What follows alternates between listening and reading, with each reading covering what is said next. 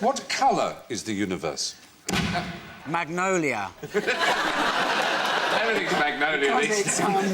It's very spacious, you see, so you want a light colour, but you want to be overpowering if it was white. You might do a dark ceiling just to bring it in a bit. Yeah, I was going to say... it's deceptive, the universe, because from the outside, if you're God, it looks quite small. But when you're in there, it's really quite spacious with plenty of storage. You're very, very, very close, I have to say. It's not quite magnolia. Beige. Absolutely right, 10 points. It is, in fact, beige, the universe. Brilliant. Not to the naked eye, though. Not to the naked eye, I quite agree, but it is official. Last year, after analysing the light from 200,000 galaxies, American scientists announced that the universe was pale green, not black with silvery bits, as it appears to us. Taking the Dulux paint range as a standard, it was somewhere between Mexican mint, jade cluster, and Shangri-La silk. However, to the embarrassment of the American astrophysical community, a few weeks after announcing their discovery to the American Astronomical Society, they had to admit that they'd actually made a mistake in their calculations, and the universe was, in fact, more a sort of taupe or beige colour. I thought it was gay whisper with a touch of amber glow, which are my favourite... this is my pancake colour. It's called gay whisper. Did you know that? It actually is. Literally true. Gay whisper. Is gay whispers like Chinese whispers? Only more fun. What was the job of Aristocles? Aristocles, better known to his friends as Wide Boy. It also means flat, oddly enough. It means wide and flat. Flatulence. What's a flat-billed sort of animal called? Duck-billed platypus. Plato is the answer. Plato is the answer? Yes, his real name was Aristocles, and he was known as the Wide One. Plato's real name was Aristocles. Aristocles. He was nicknamed Plato. There he is. Oh, my word, he went to a terrible sculptor.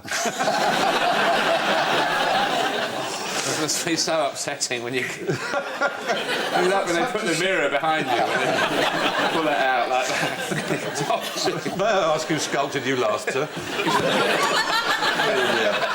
Yeah, well, Plato was indeed the schoolboy nickname of Aristocles, from the Greek wide, and it was given to him because of his broad shoulders. His real name was Aristocles, and Aristocles taught Aristotle. And what did Aristotle teach us, the world, about buzzards? Oh, this will be something absurd, because... He did say something absurd about it. It'll be ridiculous. It'll be something like they can read our minds or something like that. No, I'll tell you what it is, actually. He felt that there were birds who didn't realise they were buzzards, and it was building up inside that they were latent buzzards. Latent? Way hey. You get 5 for something there. I don't quite know what it is, Ron, but you get 5 for something. I'll tell you the answer. Actually, he thought they had 3 testicles. Oh, you see, this is the sort of thing he comes out with all the time. He's very overrated. Even though he knew a good sculptor, he looks all right there. Yeah. Look at the robe on him. There's a really interesting thing I can tell you about buzzards, on the other hand. The Latin for buzzard, its taxonomical name is buteo, right? Now, there's a sort of, as it were, a subspecies of buzzard called a hobby, and it is subbuteo. Oh, God. Subbuteo. Oh. And the man who invented a game wanted to call it the hobby, and when he tried to patent it, they wouldn't let him use the word the hobby, so he called it after the Latin name for the hobby, which is subbuteo. And that's why one is kicking a little testicle around the ball. Yes, if you like. How it all comes back. Amazing. That's where the name subbuteo comes from. It must be great to be a philosopher. None of us could sit there and count the testicles on a buzzard and really explain it or justify it. What are you doing? I'm counting the balls on a buzzard. Some better things. Well, I'm a philosopher. Oh, well, go ahead. Yeah. Did you know that the Pope, when the Pope is elected, still has to have this ceremony in the Vatican? After the Pope is elected, the Pope is carried over a group of the cardinals.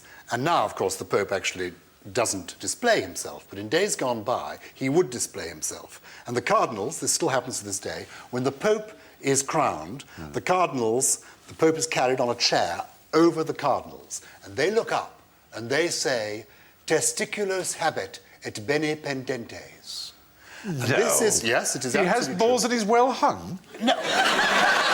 It means that they are well hung. They are hanging well. And it goes back to the time of Pope Joan, when a girl masqueraded as a young pope. And since that's when the ceremony was introduced. And so the tradition continues to this day. Fabulous, 5 points, brilliant, I love it. Well done. What do you think is the largest thing that a blue whale can swallow? Another blue whale. Surely this then would lead one to think you're leading us down a line there of a very small thing, because it's so big, and it'd be a very, very, very tiny thing. But I'd say something huge. Kebab. Yeah, a kebab. Sideways. Maybe is it a conceptual question? The blue whale, a very vain animal. Perhaps the largest thing it has to swallow is its pride. Yeah. Very good. Very good. Or a very gullible animal will swallow anything. They're vegetarian, though, aren't they? Blue whales? No, they're not vegetarian. No, it's... But they eat fish, but, you know... Yeah, that's sort of... Krill, in fact, is and the they sieve it. particular They have a name. sieve system through their teeth. They do sieve because the little krill are very, very small. In fact, it comes from the Dutch meaning, very small thing. It takes ages. Shrimps. I didn't know you did a blue whale. I was doing a blue whale sieving its krill. Everything right, except... Do you know what? I've never seen that. Everything right except the hands. Very good. I reckon they could probably get a ping pong ball down their neck. Yes. Ping pong ball is Egg, right. something like an egg. Egg, you're on the right lines. lobster? Nothing bigger than a grapefruit. Really? They have tiny, tiny throats, and they can't expand them much. Well, they're the same size as their navels, about the size of a small side plate. So they could be a supermodel. That's their kind of same diet, isn't it? Really? Basically. Yeah, except they're big fat. Except that they do eat 3 tons of krill every day. It's odd because they have the biggest brain in the world, don't they? They're most enormous. But all they do with this huge brain is to lie in the water with their mouth open, sieving little bits of food. Well, so they're not really exploiting they call their to brain. each other, covering 10,000 miles. Their voices can be heard. That's pretty impressive. Well, I've never with a heard mobile of phone. blue whale. Have you listened? But It's sure, like a- 10,000 miles underwater. Yes. Yeah, but not 6 feet up to the surface, nothing. There's a blue whale about a mile away going, all right, I'm only here. And the whale song is Shouting. very indulgent jazz. Do you think? Yeah. Free form. The first question goes to Alan. What is the connection between the Archbishop of Canterbury's left ear and Adam's belly button? The ear and the belly. God, just as you said that, there was a painting came up. We do this, I'm afraid, yeah. I'm not going to ask who did the painting. That would be an insult. Adam's on the left. Yes, well done, That's his belly button there. it would seem. And the Archbishop of Canterbury's ear. Yeah. The only time I can ever think where you'd put your ear to someone's belly button would be to hear if their tummy was rumbling. You go, your tummy's rumbling, you're hungry, aren't you? True. Is that what it is? I'm afraid... I don't want to astonish you, but I'm afraid it isn't. Is it because Adam wouldn't have had a belly button, would he, being the first man, and neither of the You're really good. He is good, isn't he? I'm going to give him 3 points for that. The fact is, they're both purely decorative. Adam, of course, cannot have had a navel because he was created. He wasn't born, so there wouldn't have been an umbilical cord. You're saying the Archbishop of Canterbury's left ear is purely He decorative? describes it himself. It's purely decorative. He was born deaf in the left ear, so it has no function. If his left ear is purely decorative, Yes. it's very unimaginative for him just to have an ear there, isn't it?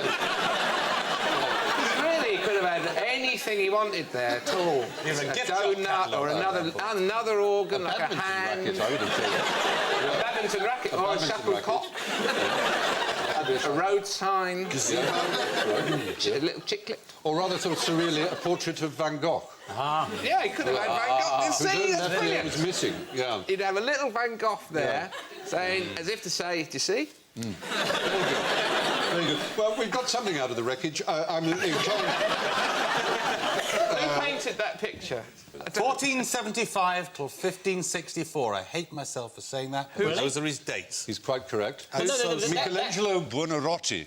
We have to give 5 points to Johnny Sessions for knowing the birth and death dates of Michelangelo. So sad. We also have to hate him, incidentally. Yes. Very impressed. You can do this. I've done this with John Sessions at parties. When was Bruckner born? 1824, died 1896. You see? It's right, isn't it wonderful? Mahler. 1860, born July the 7th in Caliste in Austria. Died 1911 in Caliste in Austria.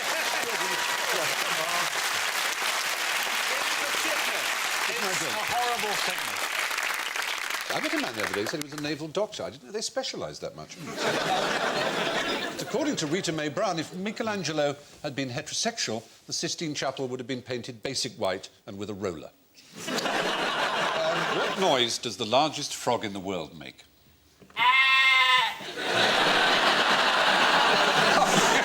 Very good. Very good. That's your answer. Excellent. Answer. Any other thoughts? Ribbit. A really loud Who said ribbit? ribbit. How do you spell ribbit? Oh, Like like that. Well, that's apparently how you spell it. That's rabbit in New Zealand. Ribbits.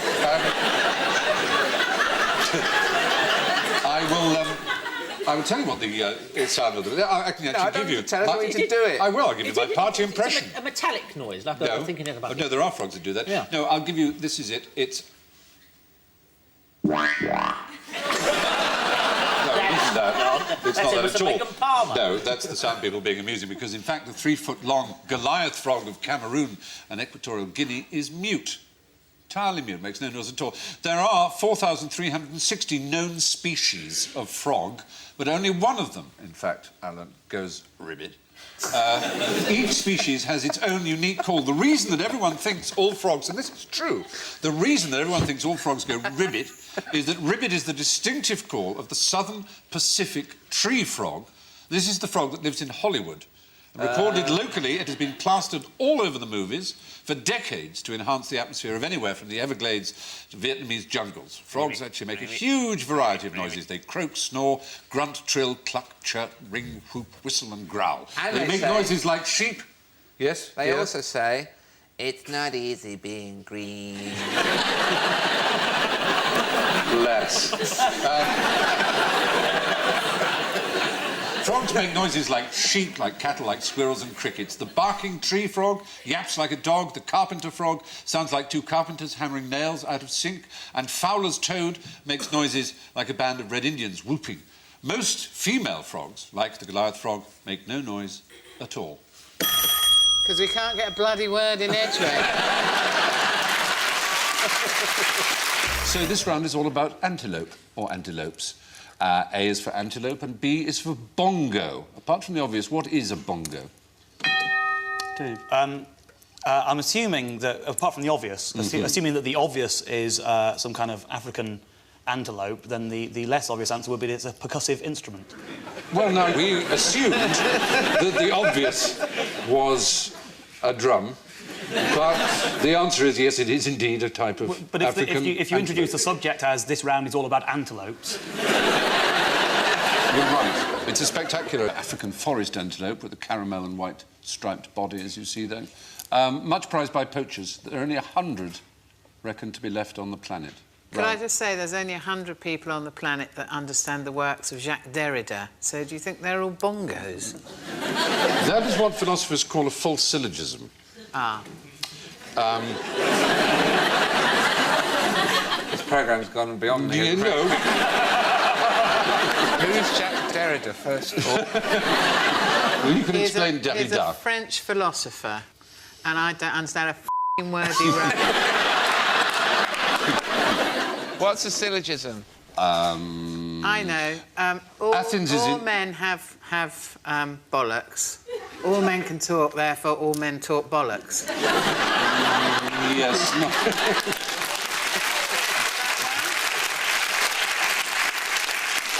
Antelope is very bad at plastering, isn't it? Look at that. What's that for? He's not let the first coat set before the second coat.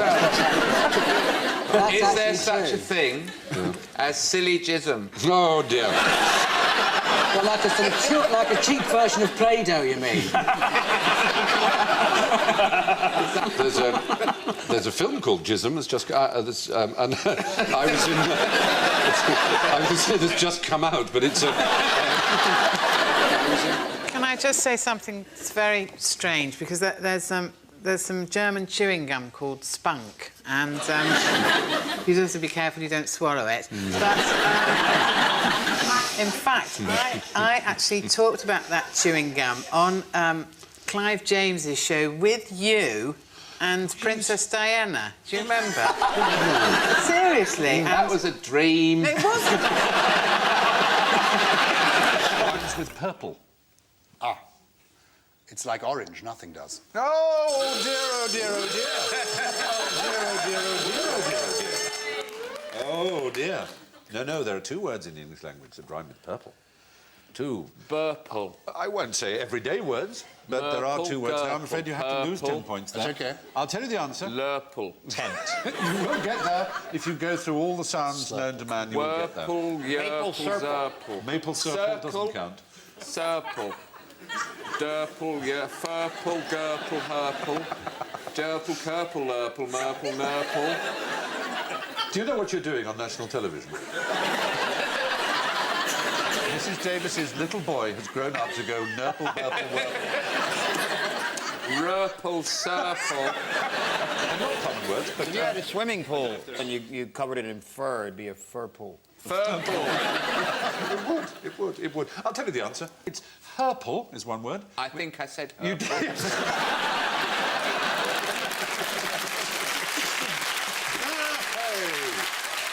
points, Daniel. 5 points, but 5 points taken away if you also mentioned any other sound. To herple is to hobble along with one leg dragging behind the other, halfway between a walk and a crawl. The other word, of course, you could have had was curple. I think you'll find out.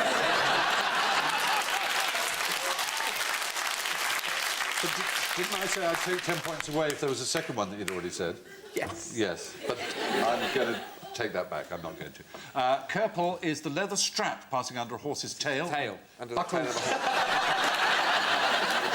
Is buckled to the saddle to stop it slipping forwards. It's better known as a cropper. It's also curple. It's the rump or hindquarters of a horse. Now known as an I'm an idiot. Or now known as the croup. The word appears in a rhyme in the work of Scotland's national poet, and I shall give it to you. Abi mer vonti olmahap, dus hinging o'er my curple, than ony ermin everlap, or proud imperial purple. What begins with A has 6 C's and no B's. Clive. Is it the Welsh alphabet? Is it, you mentioned the L's, which are there. No L's mentioned. That would be the clincher. No B's. No B's as in... No B's like that. Or... So... Is it 6 C's as in the ocean?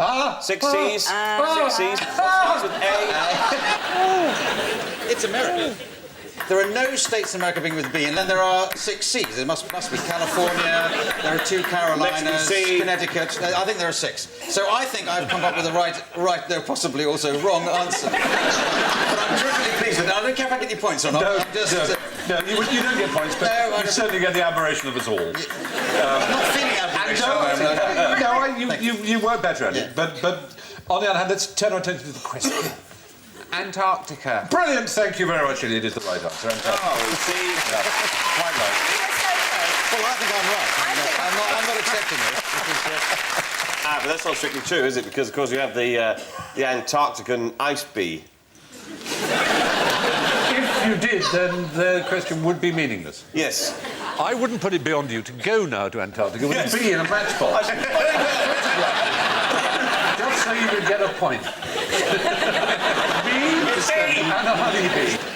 You worked out the thrust of the question. Yes. Bees as in buzz, buzz, buzz, and seas as in oceans. It is bordered by the Ross Sea, the Davis Sea, the Weddell Sea, the Bellinghausen Sea, the Lazarev Sea, and the Amundsen Sea. But not one, as I say, not one member of the 92,000 hymenopteral bees and wasps exists or has its being in Antarctica. The what bees? They form part of the group Hymenoptera. Hymen? It means wedding in Greek, and there was a myth about the bees officiating at the wedding of Zeus, which I told you about a few weeks ago, and I remember you being very bored by it then. I'm disappointed that you haven't remembered. The bees in charge of a wedding? They catered for the wedding. That's What? how they came Mainly up with honey-based, They came up with cakes. honey. They invented honey specifically for it. Where do the diamonds come from in the world? South Africa. Oh, no, he's done it again.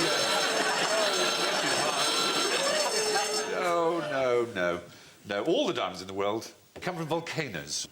All diamonds are formed under immense heat and pressure, hundreds of kilometres beneath the Earth, and are brought to the surface in volcanic eruptions. 20 countries in the world produce diamonds. Japan. Just now, South Africa is only the 5th largest producer after Australia, the Democratic Republic of the Congo, Botswana, and Russia. You did. Well done, you. Now, here's a quite interesting thing. Diamonds are made of pure carbon, and so is graphite, the stuff that pencils are made from, the lead of a pencil. But with the carbon atoms arranged slightly differently, so slightly differently that diamond is the hardest known substance on Earth, with a score of 10 on the Mohs hardness scale, but graphite is one of the softest... Like, as in Mo Better Blues? No, as in MOH, the name of the fellow who gave us this hardness scale. Diamond score 10, and graphite scores very, very low, 1.2 or something like what that. What about Audley Harrison? He is well on. How many wives did Henry VIII have? Number 4, please. 6. The 6 wives of Henry VIII. Just because other people have made the mistake, it's no excuse for you to make it too. He had 6 wives. He had major commitment problems, didn't he? I imagine every time he said, "Oh, it's not you, it's me." And then I suppose they had a trial separation, which involved a brief trial and a very major separation. Yes. Of head from shoulders, exactly right. It must have been very difficult for the new woman in his life each time, because she'd say, "Oh, I don't know, Henry. Everywhere I look, I just see her face because it's on a pole." Absolutely, no. Yes. Can I just say something interesting about Please Henry do. VIII? Yes. Right, when he died and his body was moved from Greenwich up to wherever it went, Selfridges or somewhere. Maybe Westminster Abbey. We'll check on that. Maybe Westminster Abbey, possibly Kentucky Fried Chicken. I don't know.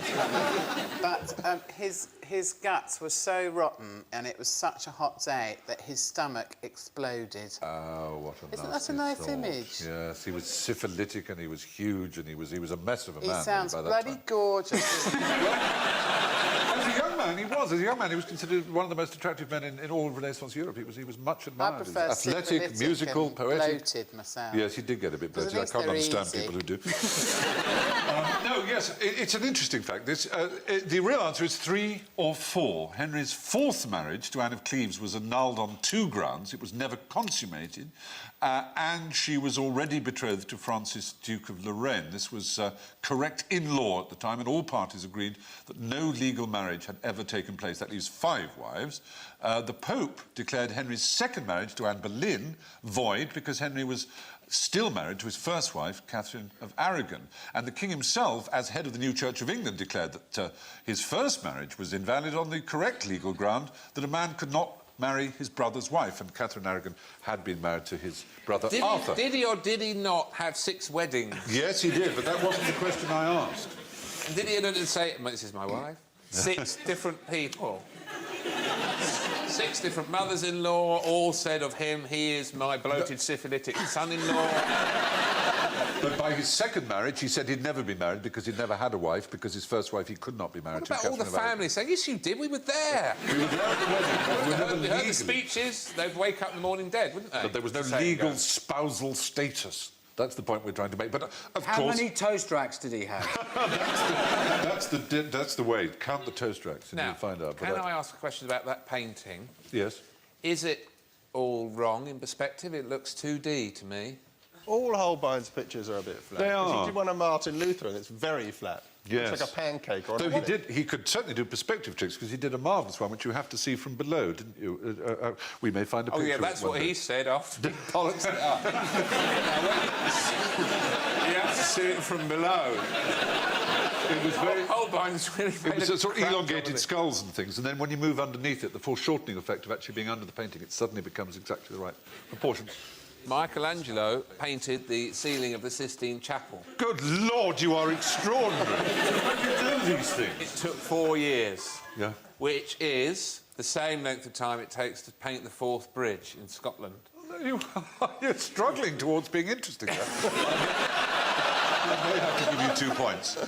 Does anyone remember there's a wonderful line in that film, The Agony and the Ecstasy, which is about where Charlton Heston plays Michelangelo and Rex Harrison Charlton plays... Heston plays Michelangelo? Yes. He's a feat Italian homosexual? Yeah, that's the one. He was was the never a president feat. of the gun club. He was an athletic Italian homosexual. I thought he was a wussy one. He may well have preferred man-on-man action. That doesn't mean he was Juliet Clary. He could have been butch like me.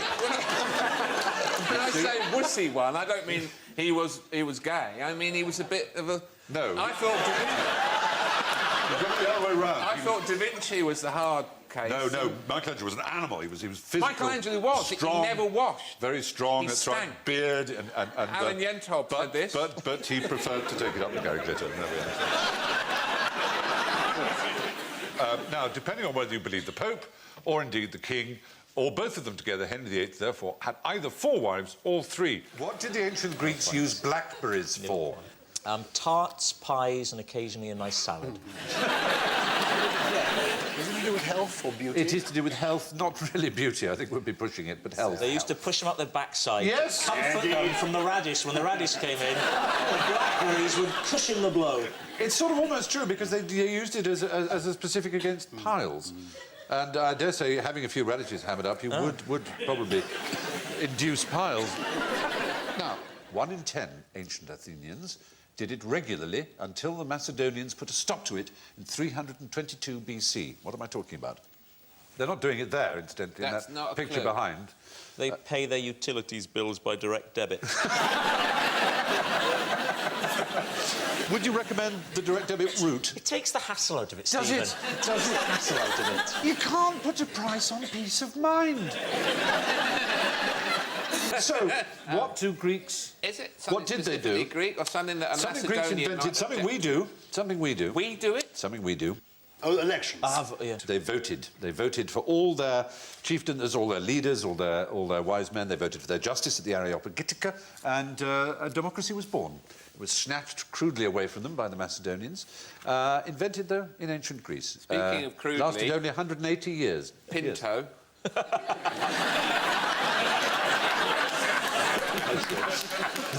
The Greeks regarded small testicles as rather artistic. I'm a man out of his time. You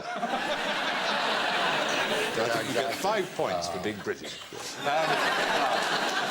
Only 10% of the population ever had the vote. Greek women had to wait another 2,274 years until they finally got theirs in 1952. The patron saint of QI is the ancient Roman Gaius Plinius Secundus, better known as Pliny the Elder.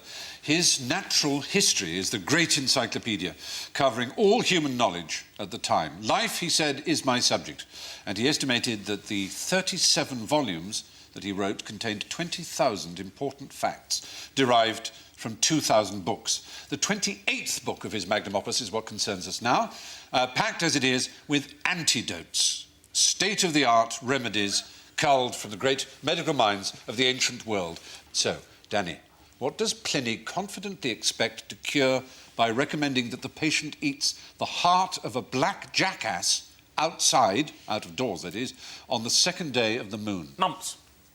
Actually, I have no idea. So, there was a suggestion once that the key to eternal life lies in the elbow, and if it can be consumed, then you would live forever, which is why nobody, no matter how hard you try, can actually lick their own elbows.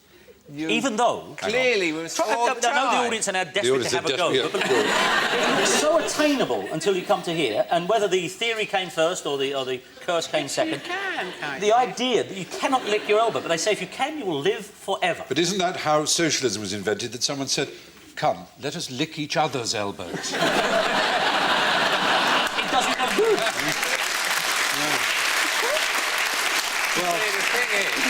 So, that no young man of licking age spent any time at all trying to lick his elbow. The question was, why would you eat the heart of a black jackass by the light of the moon? Well, it must be something awfully serious you'd have wrong with you. Because the heart of a... Yeah, where do you get a black jackass, anyway? These days. These days? Yeah. Kentucky Fried Jackass. Well, I'll tell you the answer. Is it Gary? It's not gout. It's not gout. It's actually epilepsy. Although he also prescribes for epilepsy the consumption of lightly poached bear's testes, a camel's brain, dried and taken with honey, or in extremis, a draught of fresh gladiator's blood. He doesn't mention Tegretol then. No. Is that the specific that you favour? Yes, it is. That's a specific drug for epilepsy. Do you have epilepsy yourself? No. No, but you know those who do. She knows loads about drugs. Does she? Yeah, because she's a nurse. And a drug Of course addict. she would. Do you think you could teach an octopus? But there's an octopus. Well, could I teach an octopus? Well, yeah. What can? I have seen an octopus. Yes, good. I went scuba diving. I've seen one on a plate in a restaurant in Greece. They use the ink to make risotto. They do. Do you know how octopuses mate? Tell. They mate with their third right arm. Do they? Yes. We all do that.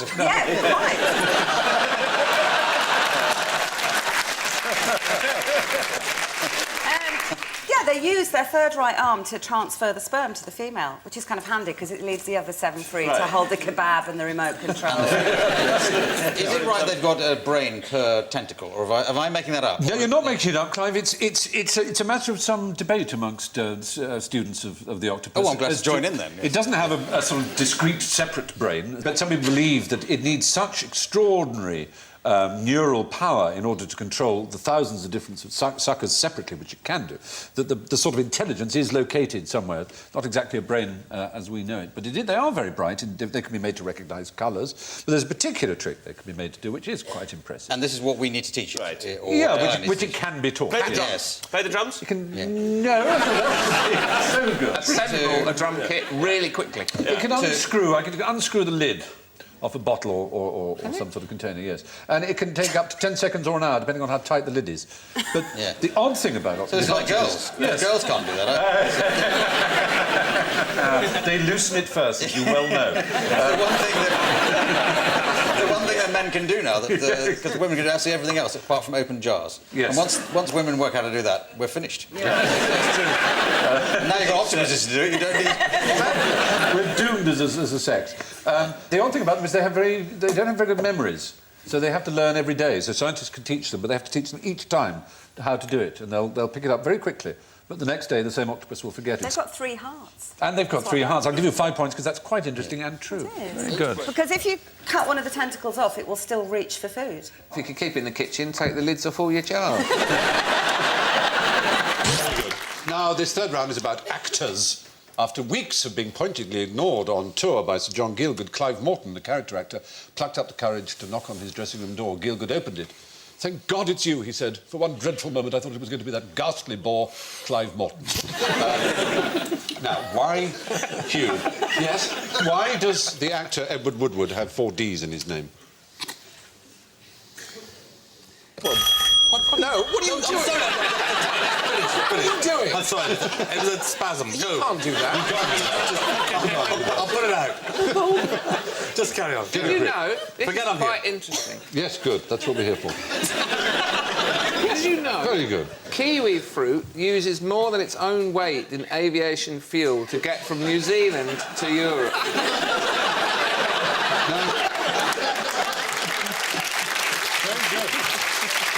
Points. Wonderful. Another 5 points. It sounds mad, but is of course true, absolutely. And regarding the Edward Woodward... Yes? That's how you spell it. No, look, you get... No, really, that's fine. I was going to say exactly that it's got that many D's in it because that's his name. If you took the D's out, it would be a different name. And what name would it be? Exactly, it'd be Iwa-woo-woo. It's a sort of structural device, like a joist, which stops his name collapsing into the sort of spongy mass of Iwa-woo-woo. You were mentioning Edward Woodward, and before that we mentioned John Gielgud. John Gielgud, when he first heard the name Edward Woodward, said, It's an interesting name. It sounds like a fart in the bath. It does. Very good. I want to talk a little about Alexander. He's worth it. According to one book, though God knows what kind of book it was, he was the 33rd most influential human being who ever lived. I don't know what sort of Is that him there? would write a book there. That's a representation of the Oh, great so he was Alexander. great because there were 4 of him. No, he was just in an early boy band. And he could do that trick where he puts his eyeballs down and you just see the eye whites. What did Alexander the Great do with the banana and the ring-necked parakeet? Parties all night long. Was he like Well, it's a hell of a night. that go into... those people that go into casualty and say, I was just hoovering and I slipped and it went... It went... I put the parrot in to get it out. Well, no, the answer is actually that Alexander the Great introduced them to Europe. Yes, he brought along the banana, the ring-necked parakeet, sugar, cotton and crucifixion. All of these useful commodities or practices came from India, in fact, apart from crucifixion, which was invented by the Persians. Persia's in Iraq now, isn't it? No, it's Iran. God, you're like George Bush, aren't you? Now, back to Alexander. What was his hair regime, and which part of him was dipped in honey? Henna. Lemon juice. Like henna, because, of course, redhead's very common in that part. Jojoba! Not Where I come from, that's the month after September. Very good. Very good. Very good, Billy Connolly. No, well, the answer is actually he washed his hair in saffron. To keep it Saffron, I was trying to lustrous and think of shiny saffron. orange. Quite right. Saffron, which was a seriously upmarket type of shampoo. Because at the time, saffron was as rare as diamonds and more expensive than gold. And all of him was dipped in honey, is the answer. When he died, he was embalmed in honey. What is the youngest age, think carefully, what is the youngest age that a child can knock back a pint of mulled wine or a couple of double brandies in a restaurant or beer garden in the UK? 18. Oh, dear. No. No, dear. No. Yes. 12, if you met him on the internet.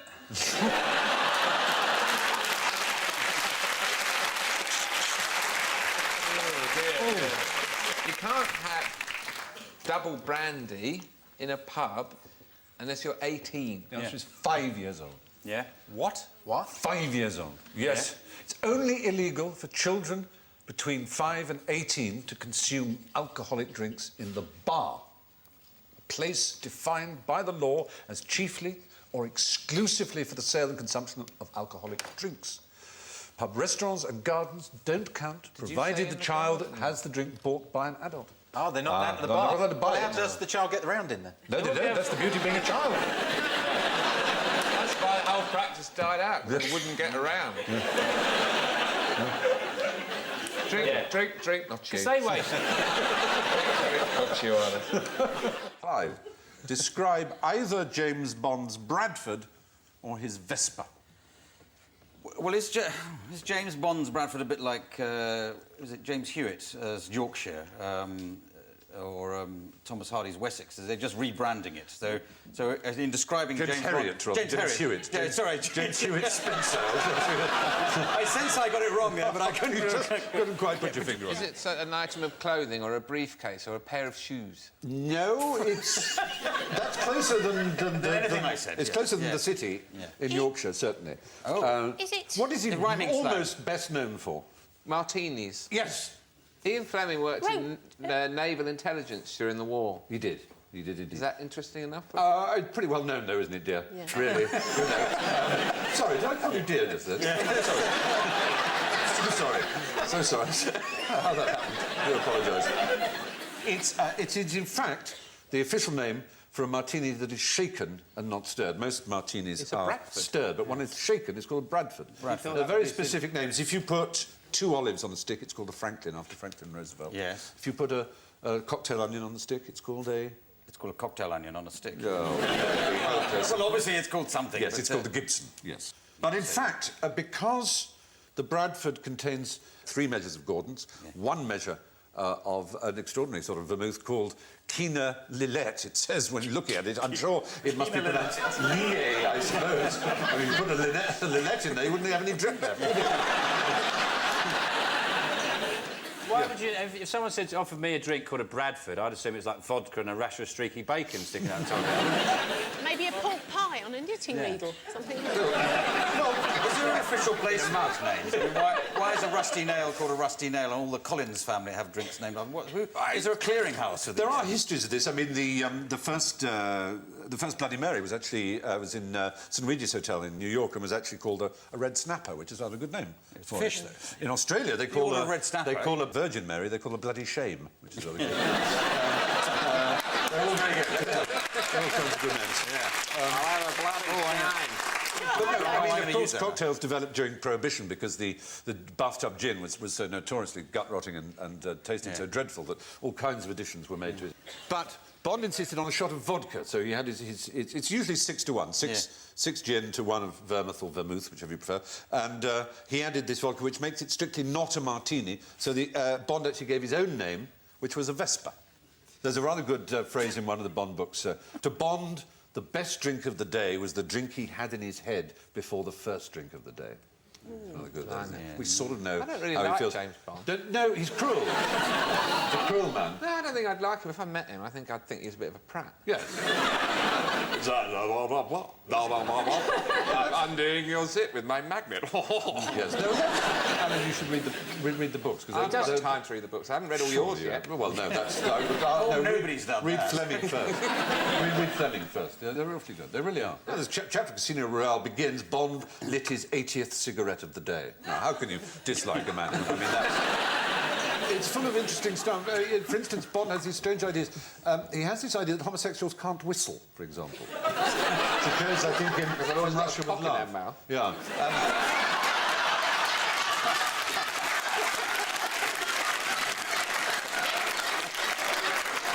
I want you to go and stand in the corner. You just put your lips together and blow. I've had a blowjob. You can easily say the word Wimbledon. Yeah. Which is a cocktail. And you get it in a shooter glass, and it's got something like Drambuie or Bailey's or something in it. Oh, how sophisticated. And then it's got... and then it's got whipped cream out of a can on the top of it. And you get it put on the counter like that, and you're not allowed to use your hands to drink it. Hence, it's because someone grown it up. So you have to put your hands behind your back and go... I've never been to Essex. Anyway...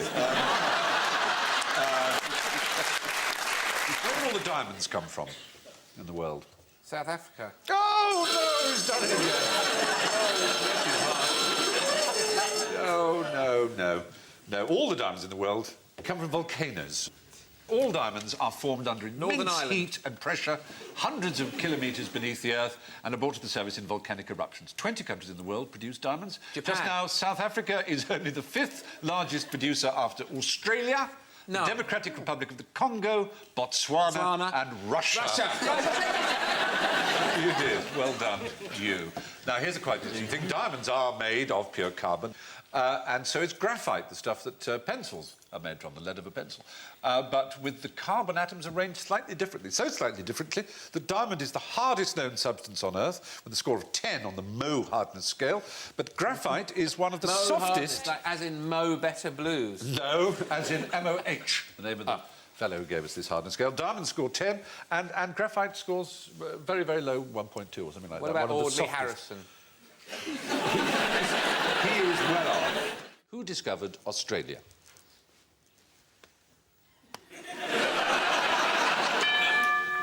James Cook. Oh, Joe, I'm so sorry.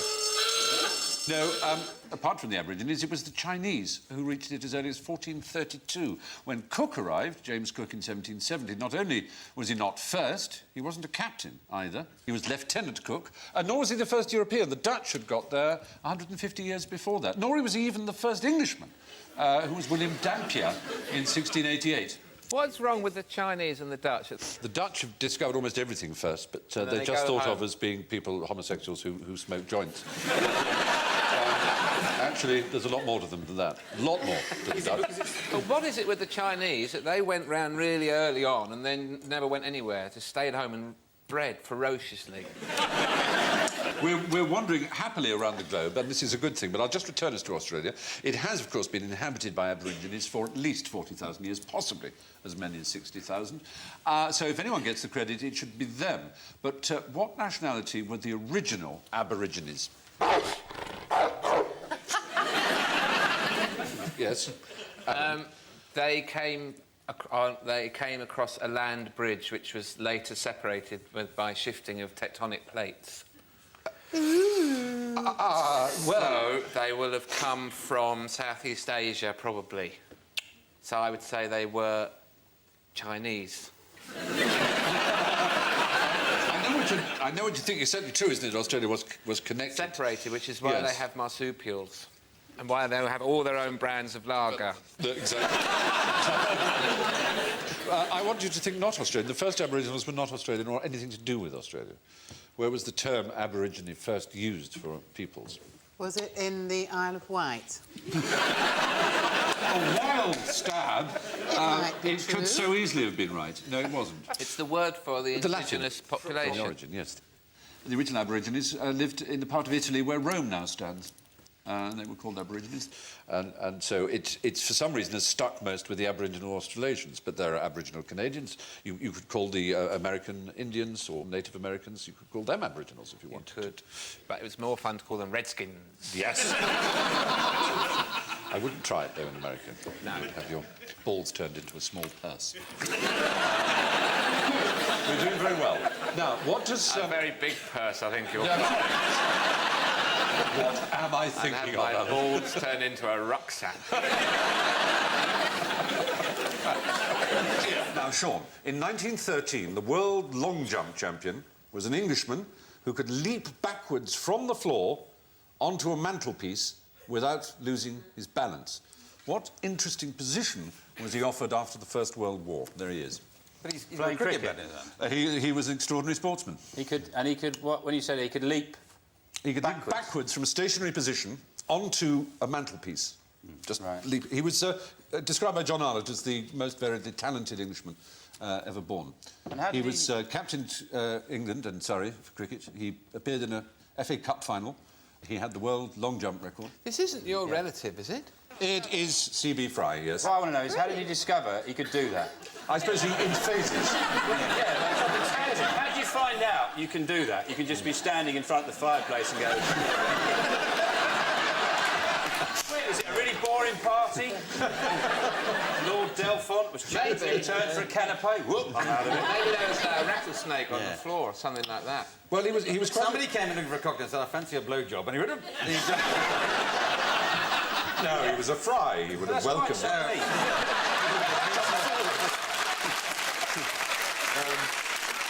Just put himself in a better position. What was his name? Charles Burgess Fry, C.B. Fry, the greatest all-rounder the country's ever produced.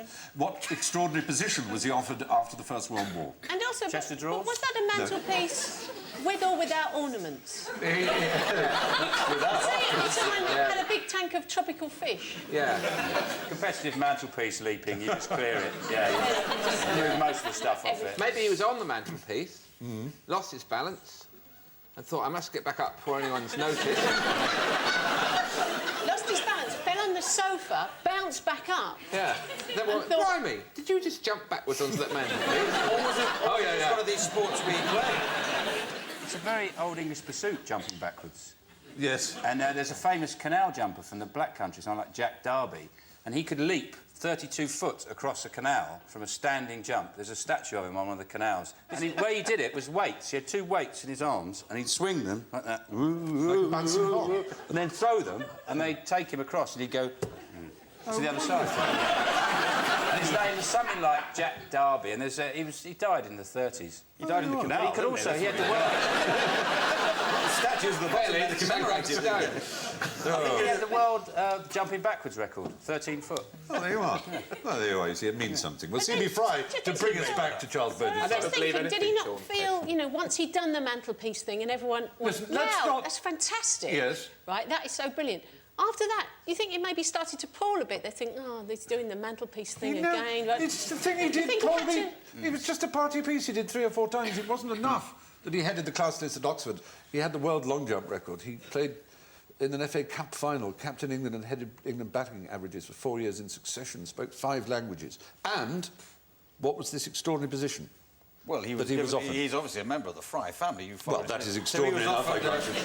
Quizmaster on a panel game. No, I would tell you. He was the position by a governmental thing? By the most governmental thing that existed after the First World War. League of Nations. The League of Nations. So he was head of the League of Nations. No, he refereed the playoffs for the League of Nations. Lord President of the No, League of more Nations. important. King of the League of Nations. No, not of the League of Nations. One of the nations within the League of Nations. Oh, he was king of Albania. It was offered the throne of Albania. Yes. There you are. Finally, we got that. He said, I don't want the throne, just give me the mantelpiece. No. Now, look, stop. I wish I'd never mentioned the bloody man. How high is that? It was just one of the many things he could do. All right, let's not refine on it. Let's not make it too big a deal. He did it once or twice. The reason he was offered it was his great friend was Prince Ranjit Singh. Together, he and Fry dominated the cricketing world. It was known as the golden age of cricket, still is. And Prince Ranjit Singh was an important officer in the League of Nations when it was founded. And he brought Fry along as a speechwriter to the League of Nations. And they met the Albanian delegation, which was rather unhappy because the King of Albania had been deposed and run away. And so they offered Fry the throne, and he accepted. But his friend Hilaire Belloc, the poet, said no. He said, don't accept it. He said, all you need is a cellar full of wine and the society of those who love you. Turn it down. So he did. What are atoms mostly made of? Well, they are not most. They are just made of the thing that they are. In that they are not combined with other atoms. They are alone. Therefore, they are just an atom. It's not exactly a trick question, but they're mostly made of nothing by a very, very long way. Even the atom of stone or diamond is more nothing than it is anything solid. It's like a tiny, really small little piece of nothing. Does it have protons and electrons, or is that a molecule? You're right, no. Protons and neutrons in the middle, which is the nucleus, and then the electron which whizzes round the outside. Remember that from physics. Yeah. An atom, in fact, is much, much emptier, relatively speaking, than the whole solar system. Ernest Rutherford, the first man to describe the inside of an atom, likened it to a few flies in a cathedral. That's what those little particles are inside the atom. The simplest element in the universe is hydrogen. It has a nucleus of just one proton, around which orbits a single electron. Now, if the proton were the size of a drawing pin, the electron would be the size of a pinhead, and it would be 1 kilometre away. Yeah, but if I were to put a pineapple on my head, I'd look like Carmen Miranda, but I don't. I don't think you've quite entered into the spirit. Well, they're really hard to divide up into more than one part. Yes, because the word means that. It means no cut. Can't split. Tom, yes. I think it's tomeo is the Greek for I cut, and as in appendectomy, to cut the appendix and so on. And the rather wonderful English word tmesis, which, as far as I know, is the only English word that begins with the letters TM, T-M-E-S-I-S, which is rather wonderful. Which is that when you cut a word in half by putting another word inside, like saying absubliminlutely or sensational or something. Tmesis. Or Scunthorpe, thank you very much.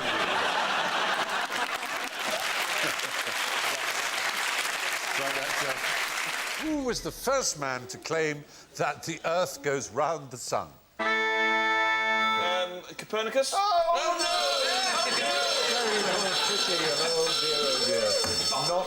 Not Copernicus. Galileo. Nor Galileo. No. Galileo. No, he will not do the Planet. No, what's the playwright? Euripides' trousers. No, it was a mathematician. Sophocles. Archimedes. No. No, not Archimedes. Og the Clever. His name is Aristarchus. Yes. Aristarchus of Samos. He runs a restaurant on the 70s. He was born in 310 BC. He's still alive? Whole 1800 years before Nicolaus Copernicus. Not only did Aristarchus suggest that the Earth and the planets travelled around the Sun, he also calculated the relative sizes and distances of the Earth, Moon and Sun and worked out that the heavens were not some celestial sphere, but a universe of almost infinite size. How many planets are there in the solar system? 9. Oh, once again, 9. Not the right answer, it's another forfeit of 10, I'm afraid. I'm afraid the answer is actually 8. I'm going to write them down. You carry all on. right, OK. Mars. Yes, Mars is one. Pluto. No. Here we go again. Pluto is a planet. Goofy. It was discovered in the 1930s. It was the most recent planet to be It was discovered. discovered by Clive Tombaugh in 1930, exactly, yes. But it's a collection of gases. It's not actually... It's not a planet. Not a planet. By no criterion by which planets are judged could Pluto be said It's really, to be a really planet. big, and it goes round the sun. Yes, so it's not really big at all. It's tiny. Well, that's why it took so long to find. Like, don't be hard on it. No, there are many others. There are many others of the same size that are going around the sun, which are not classified as. I watched an entire BBC series Called The Planets. Called The Planets. Yeah. Banged on and on about there being 9. There was a great movement afoot to discover the 9th planet. Hubble, the astronomer, had predicted there would be a 9th planet, and Clive Tombaugh in 1930 discovered Pluto and claimed that it was a planet. But almost everybody now has agreed that it isn't. What is it then? It's a tiny ball of ice. They're the sort of earthy solid planets, like Mars and Venus and But they're not Mercury. those solid, because Uranus and is known as one of the gas That's what I was giants. starting to say. There are the 4 Earth ones and there are the 4 gas ones. That's what I'm saying. out with it but and say Pluto you is neither. On the other hand, if Pluto can be said to be a planet, then so can the asteroids, already technically known as minor planets. In the year 2000, 71,788 of these, with more being discovered every year. Pluto is only twice as big as the largest of these, which is Ceres, and is not only much tinier than all the other planets, but is smaller than 7 of their moons as well. Is there a rest stop between you and the end of this statement? What man-made artifacts can be seen from the moon with the naked eye?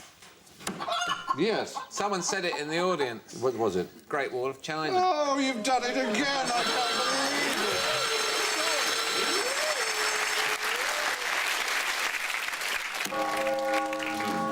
believe it. Which moon are we talking about?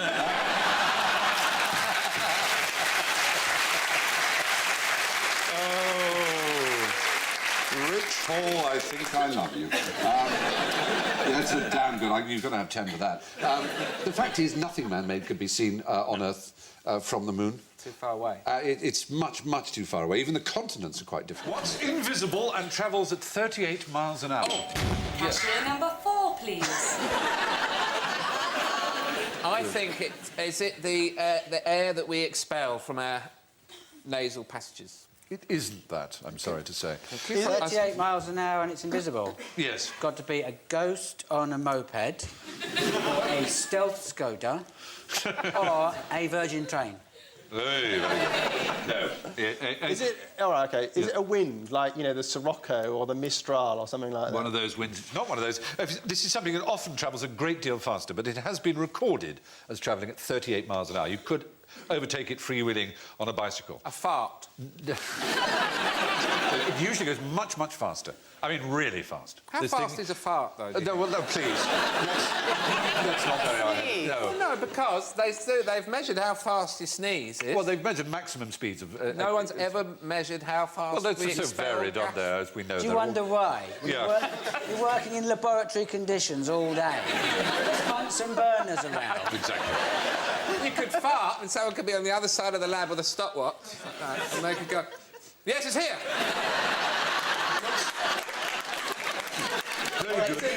Is it Can I drag this 38 above miles the an level? hour, I estimate. Can I drag this above the level and they think this is all over or whatever it is? Is it a tidal wave? A tsunami? No, something goes even faster. What's the fastest thing you can think of? Light. Light is the right answer. Is it? Absolutely right.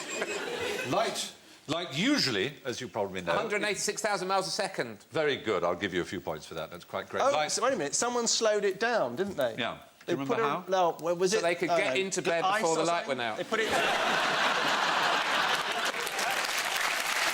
That's the only reason there is physics. Top work. No, you're quite right. They put a laser light through, I don't know, ice, glass, something like that, frosty. Even closer, much colder than that, much colder. Fridge. No, really. We're talking colder than Igloo. Frozen so cold. vodka. So much colder than that. Blackpool. You're all doing well. No, astoundingly, light is, first, invisible. You can't see it, only what bumps into it or it bumps into. If you could see it, you wouldn't be able to see anything else. It's often said that the speed of light is constant, but it isn't, only in a vacuum when it is 186,000 miles a second. In any other medium, the speed of light varies considerably. As a matter of fact, through diamonds, for example, it goes less than half as fast, 80,000 miles per second. Going, woo. Yeah, exactly. This is the hardest thing. But the slowest it's ever been recorded at is through sodium at minus 270 degrees, where it travels at 38 miles per hour. Where does Santa Claus come from? Yeah. From St. Nicholas. St. Nicholas. Yes, what place? The Bohemia, Czechoslovakia. No? Not quite. No. God. Any thoughts? Russia. No. He's an Aborigine. No. Woking. No. Lapland. Bavaria. Did you say Lapland? Oh, dear, oh, dear, oh, dear, oh, dear, oh, dear, oh. And I just saw North Pole. Yes, so you're not going to say that, are you? No. Syria. Turkey. Yes! Quite Bingo. right. Turkey, yes. And that was real Santa Claus, St. Nicholas. Happy Christmas! Yeah, but he was... Tzatziki, my leaves. Sinterklaas, as they call him in the Netherlands. Yeah, Sinterklaas is aangekomt, is their little song. I'll give you some points if you can tell me where precisely our modern view, as it is, of Father Christmas comes from. Does it derive from the Gemütlichkeit culture of that Prince Albert brought to Britain in the 1840s? Again, you're just chiming with the thought that fills the room, but no. Yes. No. It's...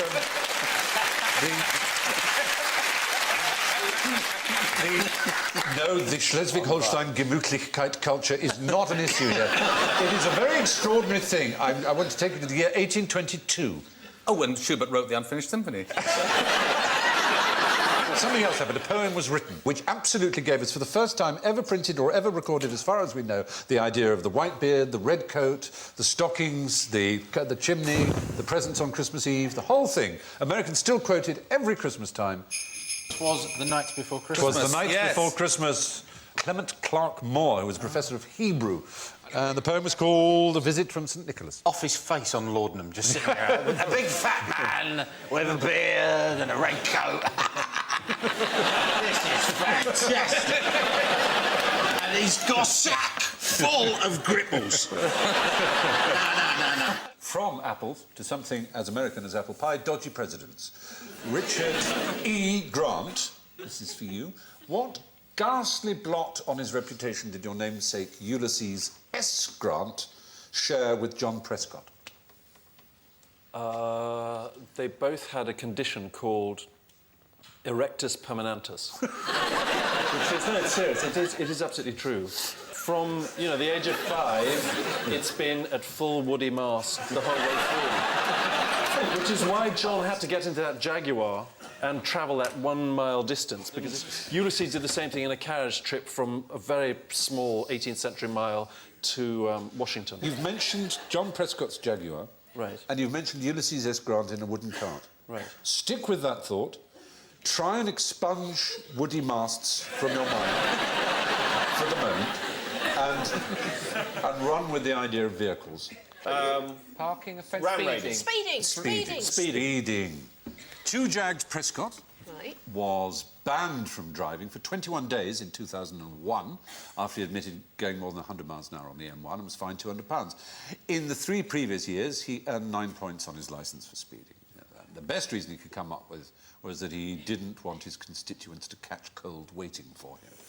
Now, 3 Buggy Grant received a speeding ticket while driving his horse and buggy in Washington, D.C. in 1869. He had to persuade the officer in charge that he was guilty, and he was fined £20. God, was that a speed camera? Like a bloke, with a big black hood over him? And hold it, now wait a minute. What's 40 minutes, I'll have this. No, it was a sketch artist. There's something very odd also that they both had in common. They both won rather extraordinary prizes. Ulysses S. Grant, as a boy, won a prize for taming a pony in a circus. But the prize that Prescott won Very odd. 1951 in Brydon. The Prescott family won second prize. Nobody needs? The most typical family in Britain. But second. Yeah, but second. Second. But it God, should have been shame. first because the winning family was found out to be distantly related to the organiser of the competition. So there was corruption, but not on the part of John Prescott. But there you are. Who invented the aeroplane? It's Orville and Wilbur Wright. Oh, I'm sorry to say, I'm very sorry to say that is the wrong answer. Is it the Wrong Brothers? It's not the Wrong Brothers. Very good, Peter. Thank you very much. No, John Stringfellow of Chard in Somerset successfully flew the first engine-powered aeroplane in 1848. It was a model aeroplane, but it was an aeroplane. It went quite a long way. The Wright brothers, from your lovely country of the United States of so on, they flew for less than 12 seconds a journey that actually would have covered less than half the wingspan of a Boeing jumbo jet, Orville and Wilbur. But what about the hot air balloon? Hot air balloon that I think is usually ceded to the Montgolfier brothers, isn't it? I would think that would have been before the plane. It was in the 18th century. Didn't the Chinese invent the hot air balloon in like Stop harping on about the Wrong Brothers. The Chinese invented a lot of things. We may indeed come to some of the Chinese inventions later on in the programme. Darts. Football. And, of course, China. It sounds odd, but it's true. What struck me about your statement was that he was from a place called Chard. Yeah. Chard. That sounds like the kind of town you'd want to get away from. Yes. Chard. Yes, he did run away and he moved to the village of Badly Burned in Dorset. Who invented, ladies and gentlemen, the telephone? I'm not going to say it. No. I'm not going to say it. No thoughts? No thoughts? Aristarchus. You're quite right. You're quite right. It's suspicious because the answer is certainly not Alexander Graham Bell. Who's the first person to do 2 baked bean cans and a bit of string? Who did Not recorded, as far as I know. Valerie Maybe. Singleton invented the phone. Valerie Singleton.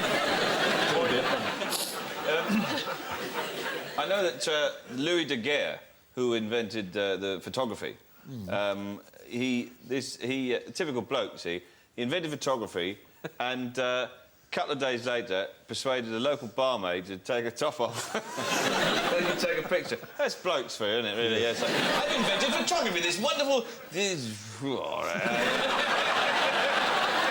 Well, it was ever thus. Who invented the telephone, though? Do you want to know? All right, I'll tell you. Antonio Meucci, Italian-born scientist, he invented the telephone. He'd perfected it by 1871, couldn't afford the patent. But do you know what happened? It was being assessed for a patent in the offices of Western Union. It fell into the hands of a young Scottish engineer called Alexander Graham Bell. Nicking that. Boo! He grabbed the chance and patented it in his own name. Meucci took him to court, but died before the judgment was given, leaving Bell to claim his place in history. What do we say to Alexander Graham Bell? Boom! Isn't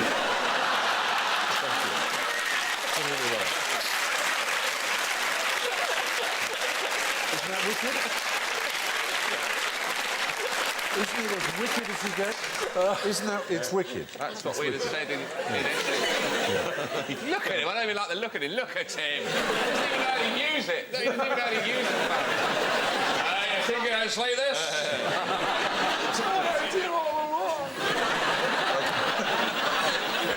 Back in the old... No, let's have respect for this. This poor man...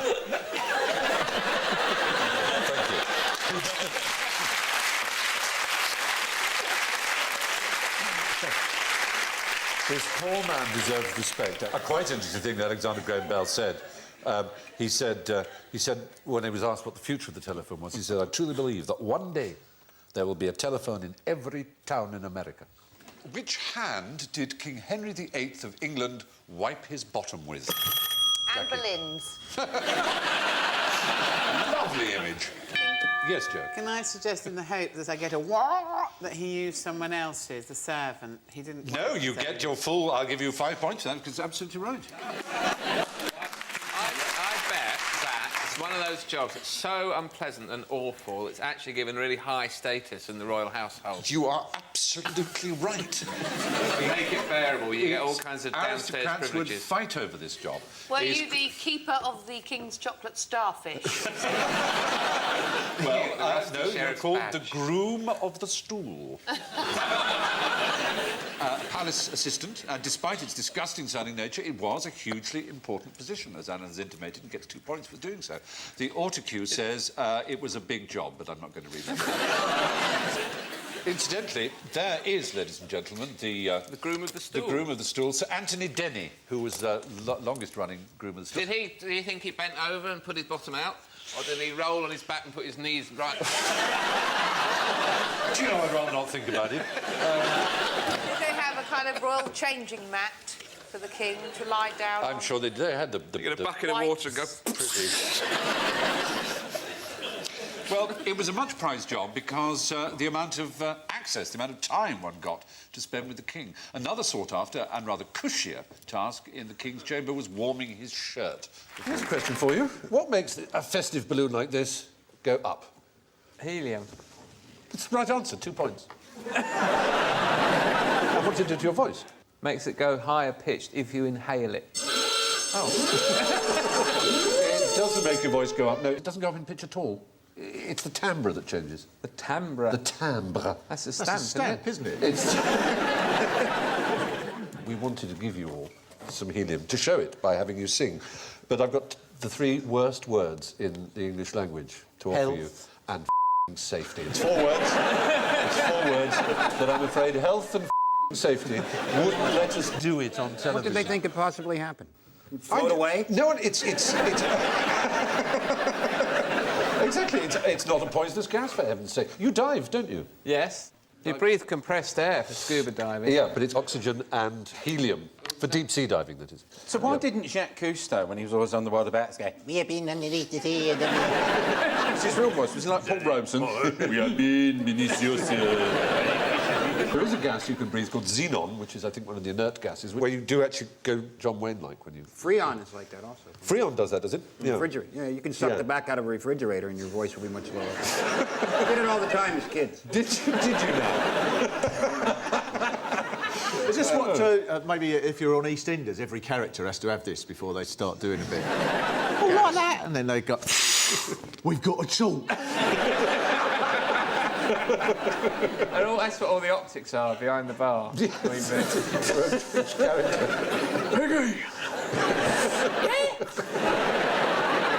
Yes, the fact is sound travels faster in helium, which increases the frequency but not the pitch. And it brings me on to a question for you. What is the difference between a cake and a biscuit? Oh, that's easy. Tell. Well, a cake is soft and a biscuit's hard. Cakes are soft and squidgy and spongy, and biscuits, you can snap them. What's a Jaffa cake, then? Very interesting, you should say that. Well, quite interesting. No, well, quite interesting, exactly.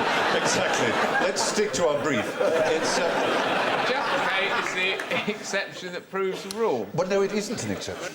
See, what happens on this show, Dara, is he thinks I'm an idiot. But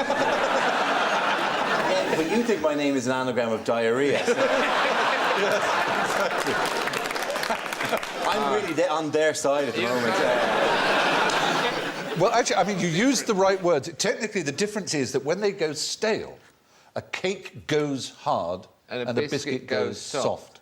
In 1991, the British government, Customs and Excise, decided they wanted to reclassify the Jaffa cake as a biscuit. The weird thing is, there is 0 VAT on cake and biscuit, but there is VAT on chocolate biscuits as a luxury item. So McVitie's went out of their way to try and prove that Jaffa cakes are not chocolate biscuits, they are cakes. And they did so by demonstrating in front of the VAT review board that they went hard when they were stale. And they also cooked a great big 12-inch one to show that it really was a cake that they'd baked. I always think King Alfred, you know, he was a great man. Who, is that a cock ring? That's a really early cock ring. It's made of stone. Oh, they had big knobs then. But, King Alfred, who I believe was invented... I'm determined to carry on. Yes, no, please do. Absolutely. Stone He invented the navy. He made all sorts of differences. He was an important political figure, but all we remember him for is some business involving cakes. Yeah. You, for example, may yet, Stephen, be remembered for something pathetically insignificant. Absolutely. I once dropped a pack of Abbey Crunch. So posh. They're not posh. They are posh biscuits. Posh biscuits are ones that are cooked for you by your pastry chef.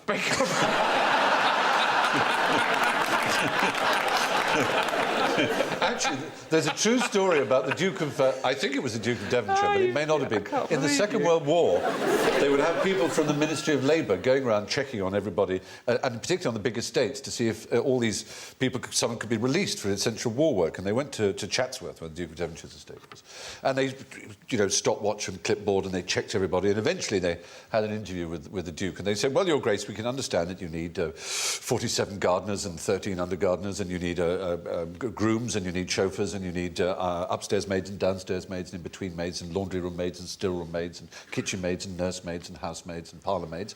And we can understand that you need the boy to scrape the knives and boots, and you need the butler and the four-footman and the under-butler.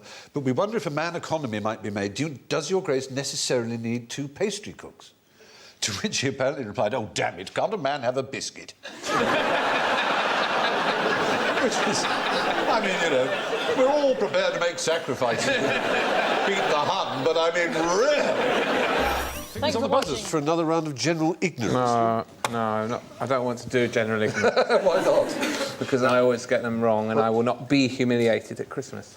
Well, you don't know anything, that's the problem. Well, you have all the answers, so why... There's no point telling me I don't know anything. Well, do you think it's easy for me, do you?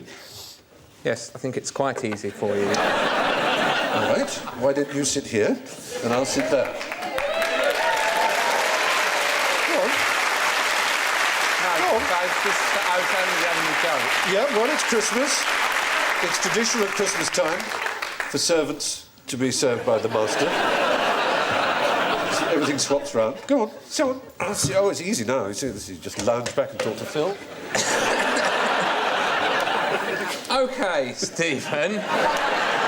Oh, yes. Oh, hello.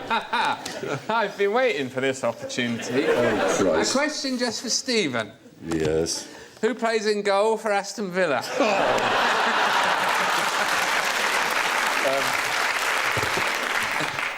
Well, I do know you've got a Swede called Thomas Sorensen who plays in goal, but has he been taken over by Stefan... Postma? Postma, yes. Postma, yeah.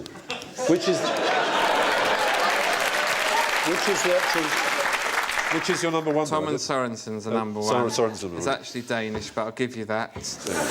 Yes, you played against England. Yes.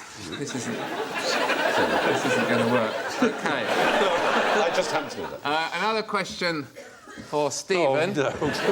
You probably all know this one. But, what was Mozart's middle name? This is going to be a trick question, isn't it? I don't know. You're the smarty pants. Oh, bollocks. Have to hurry you. Well, you want me to say Amadeus, so I'll say Amadeus.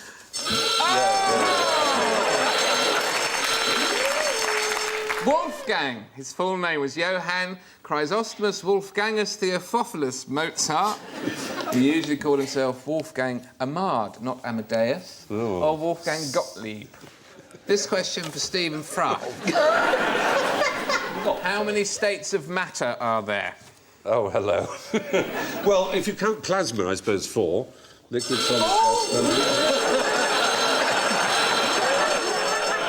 4 is wrong. 6. I'm surprised at you, Stephen. Oh. Print it down, is it?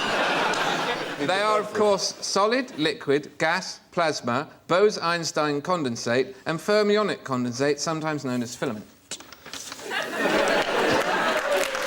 Just done.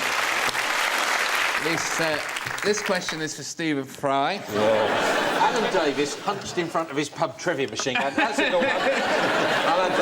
add that. Which way does the bathwater go down the plug hole in the northern hemisphere? What's quite interesting about digestive biscuits? Well, it's a hard-working biscuit, the digestive. You know, you put cheese on it. There's goes chocolate on it.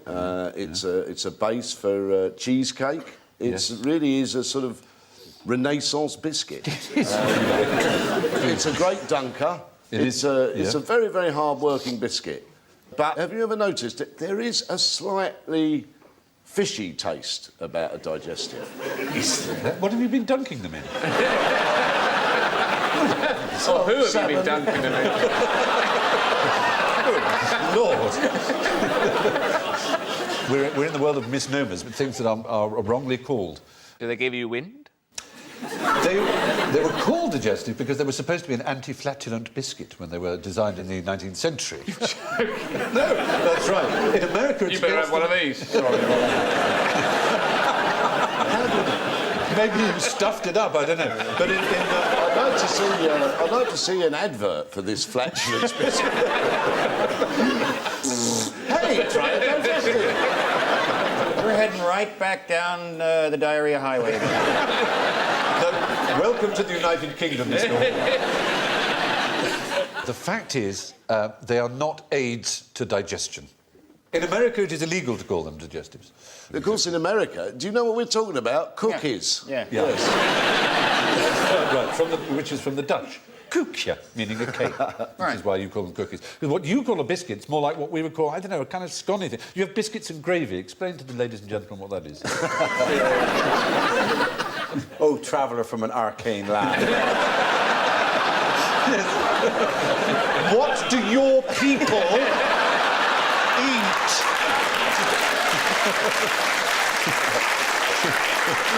Everything. Well, biscuits is made from self-rising flour, and then they just slop gravy over it, and it just takes up room on the plate. Right. And it's a breakfasty thing or a lunchy thing? Or?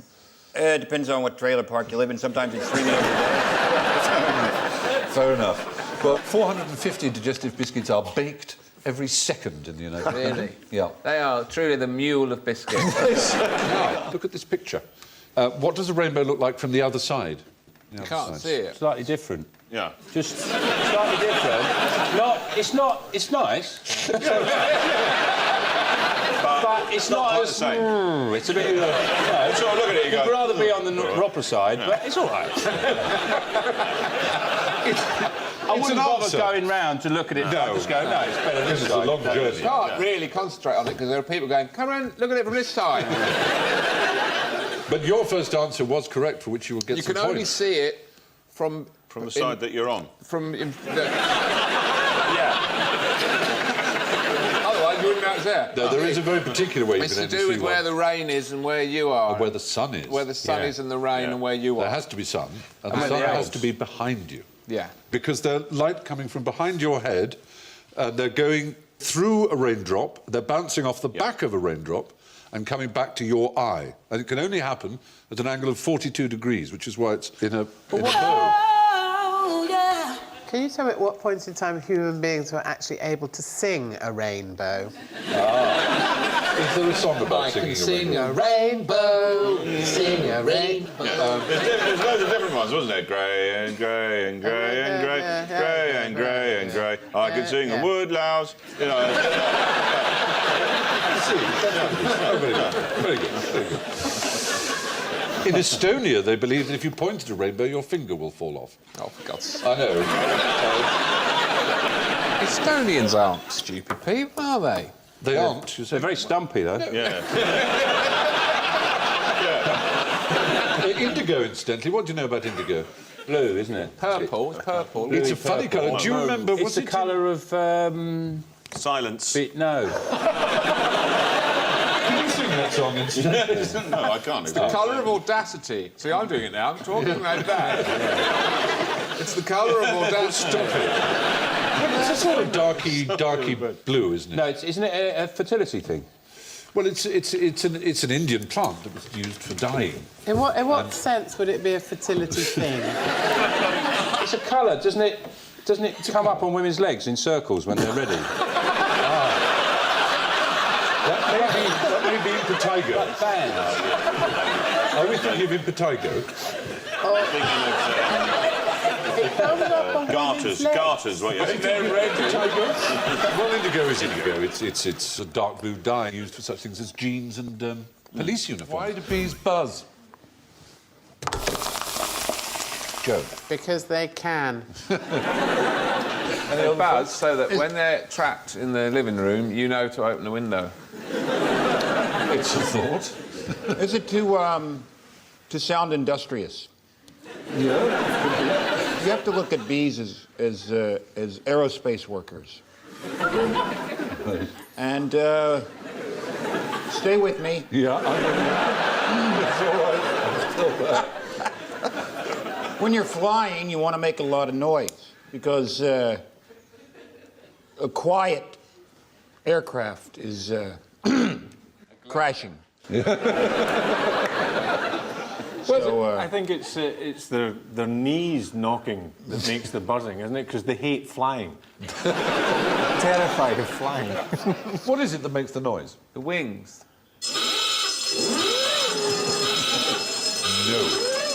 No, it isn't, I'm afraid. Not the wings, then? No, it won't be the wings. Testicles? They're little tiny mouths. Well, it is sort of little mouths. It's through what they breathe. They're called spiracles. They have them down their sides, through which they breathe. All buzzing insects, blue bottles the same. It's not the wings. Less than 1% of the buzz comes from their wings. Bees breathe through 14 holes along the sides of their bodies, and they're called spiracles. And each one has a valve to limit the flow of air, which the bee can do. And they can tune it, rather like a trumpeter, sort of using his lips. What's that called? Embouchure, or something. Embouchure. And in the same way that one human lung on a trumpet can fill a vast hall with a great sound, more than it can with its own vocal cords. So a bee can make this extraordinary noise just through controlling its breathing. Isn't science marvellous? Are humans the only species that make unnecessary noise? Oh, that's an interesting idea. No, dogs. I mean, do you think any animals just sit around and hum or just whistle? Or talk inanely, Alan? That's why there are no panel shows in the animal kingdom. Comes from... How long would it take you to drive to outer space? Outer space? Yes, outer space. What is officially outer space? That's 23 minutes. I can believe that, actually. Is outer space outer as in from Earth, or is it from the sun? No, from... It's just from us, and it's just above where I am. Is if it? you're tall, I'm nearly at the edge. No. And it's 600 miles. It's actually... to the top of the ionosphere. And that's widely considered to be the start of space. But whether that's considered to be outer space, I don't know. Are you counting that as outer space? No, outer space begins, according to the Fédération Internationale d'Espace or something. Who are French? Yes. It's actually only 62 miles to outer space. No, it isn't. Straight up. No, it isn't. Oh, OK. Wouldn't it depend on the traffic? 62 miles is what you're saying is outer space. Did you know there was a man called Joe Kittinger who once jumped out of a hot air balloon at that height? 1961? Oh, dead Joe Kittinger. No, he's...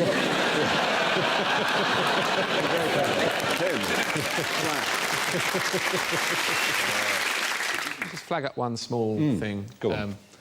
There isn't actually any sort of road system. Well, I've often wondered, why could you not, if it's only 62 miles to what people call space, why can't you just build a ladder? I mean, it can't be beyond the wit of man to build a ladder that just goes straight, and then you could walk up it, save a lot of bother. Yes. Oxygen pack necessary, but... Yeah. Yes. Well, you've got an oxygen mask, maybe a lift. Oh, lift would be good. Well, once you get up there, there's nothing really there, is there? Not it's much. a bit like Norfolk, isn't it? You just be careful. There's a rule with asking directions, though, which men tend not to do, I think, as much as women, but if the person you ask says, drive on. I've parked on their foot.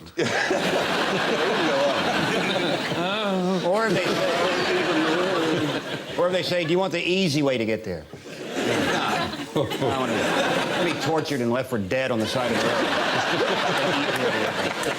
I was in Canada once, and I'm asking directions. I was trying to find this friend's farm, and I stopped this farmer, and he says, you go down the road about 3 miles, and then you'll see a big dead possum in the middle of the road. You go left there. How do you know the dead possum will be there? And he said, well, would you pick up a dead possum?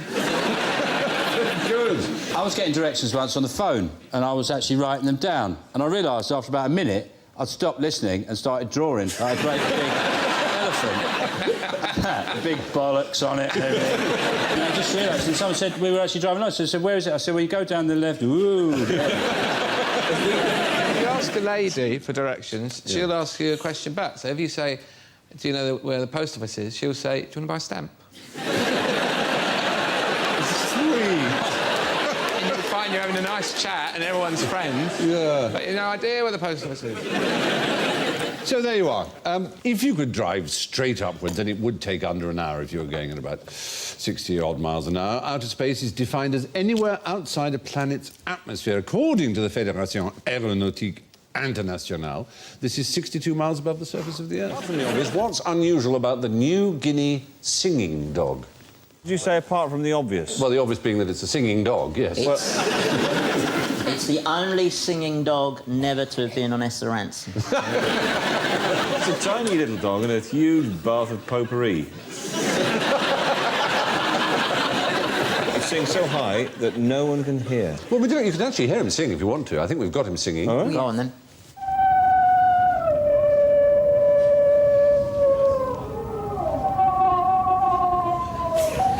That's like Gracie Fields falling off a cliff, isn't it? Well, a pretty little dog. It's a mixture, supposedly, between a fox and a dingo. But it has no feet. It actually never moves. It's stuck in the ground. Now that's where you're wrong, young Davis. It's the only dog that climbs trees. Yes, is the right answer. Well done. Absolutely brilliant. Well done. Absolutely spot on. You know, like tigers, the New Guinea singing dog is also extremely rare in the wild and is best known from the 150 examples living in the US. There are more of those in the US than in its natural habitat. Again, dogs, like chickens, have an amazing... How many chromosomes have you got as a chicken, do you remember? 78. 78, well done. 78, God, you really are absolutely on fire, young David. Now, Jimmy, how many burglaries are committed in the UK by koalas every day? Every day? Yeah.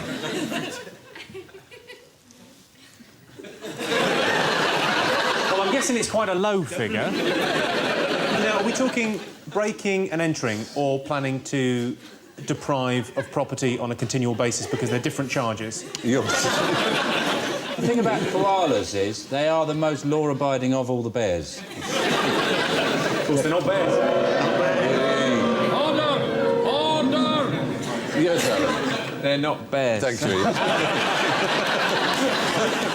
They've got a very long intestine. They sleep for 22 hours a day. Yeah. I'll tell you what, though, all the indigenous mammals in Australasia are marsupials. Are therefore not mammals. Yeah. Yes. Actually, it's fantastic. Didn't you know that? They're cats. They're cats, all of them. I think they're big. Try to say something clever. Sorry, back to the knob gags. Well, no, fair point. The things that are almost like furry, but aren't. Well, if I said almost like furry, I would have sounded like Alan. There'd be no point to that. I was trying to be all clever. Sorry, that koala, it looks like he's waiting for the fire brigade. Look at his paws, though. I was going to say, what's your favourite bit of the koala? The paws are gorgeous. Do you like the little hand? I like the cock. Oh, stop. I told you. Fluffy ears, or the little hard-nosy bit? I want you, though, to concentrate on the paws. I like the lips toasted. Concentrate. Yes, I've Jimmy. got it. Fingerprints, because koala fingerprints are indistinguishable from human fingerprints. Fingerprints is right, Jimmy. Well, let's have a look. Let's see some human prints, some koala prints, and maybe some chimpanzee prints. Which is which, would you say? Human print is on the left. No, it's not. It's in the middle. So what's that? Human in the middle? Yes. Right, and chimpanzee and... Oh, chimpanzee is on the right, and that one over there, that's a koala. Unmistakable. Oh, I wonder if you're right. No, it's a human on the left and a koala in the middle and a chimpanzee on the right. And even under a scanning electron microscope, it's incredibly hard to see any difference between a koala print and a human print. And the chimpanzee is very closely related. That's extraordinary, because the koala evolved in isolation in Australasia. It's called convergent evolution, where things that are evolving completely separately come up with similar solutions. Or they were all made by God. Or they were all made by God. So anyway, koalas have fingerprints that are almost identical to human beings, and this was discovered by a Polish man called Henneberg, who is an anthropologist and paleopathologist, but also a dermatoglyphic expert. And the word dermatoglyphics means the study of fingerprints. Yeah, of course it does. And I'll give you 10 points if you can tell me what's unusual about this word. It shares a particular property with only one other word in the English language. Does it have all the letters of the word dermatoglyphic? In the right order. The only other word that shares this property is the word uncopyrightable. Is it the vowels in the right order? No, they're the longest words in the English language, 15 Without letters, E in it? with no repetition of a letter. Which all the letters are different. That's simple fantastic. as that. Each of the panel also has, I believe, a swazzle, a small device used by professors of Punch and Judy. And what do they say with it? Oh, very good.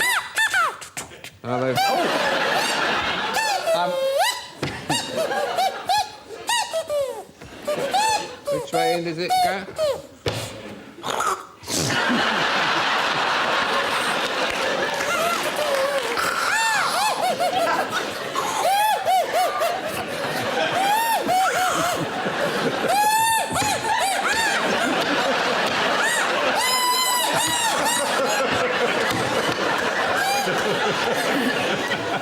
Now, you've also each got a joker, and you will find it has a squirrel on it. So when you think the right answer to any question this evening is squirrel or anything to do with squirrels, you press your buzzer, you play the card, and you shout squirrels. All right? Without swazzles, Stephen? Without swazzles? Without swazzles. No, don't shout squirrel with a swazzle. You'll swallow it. It's impossible. No, that... If you want to do that, it will take time. You don't want this... If you don't take your swazzles out very soon, I will kill you. Thank you. Yes. Well, at least you haven't swallowed it. You have to swallow one at least twice in order to be called a professor of Punch and Judy. Is that your qualification? Apparently. Do they have to be there when you defecate?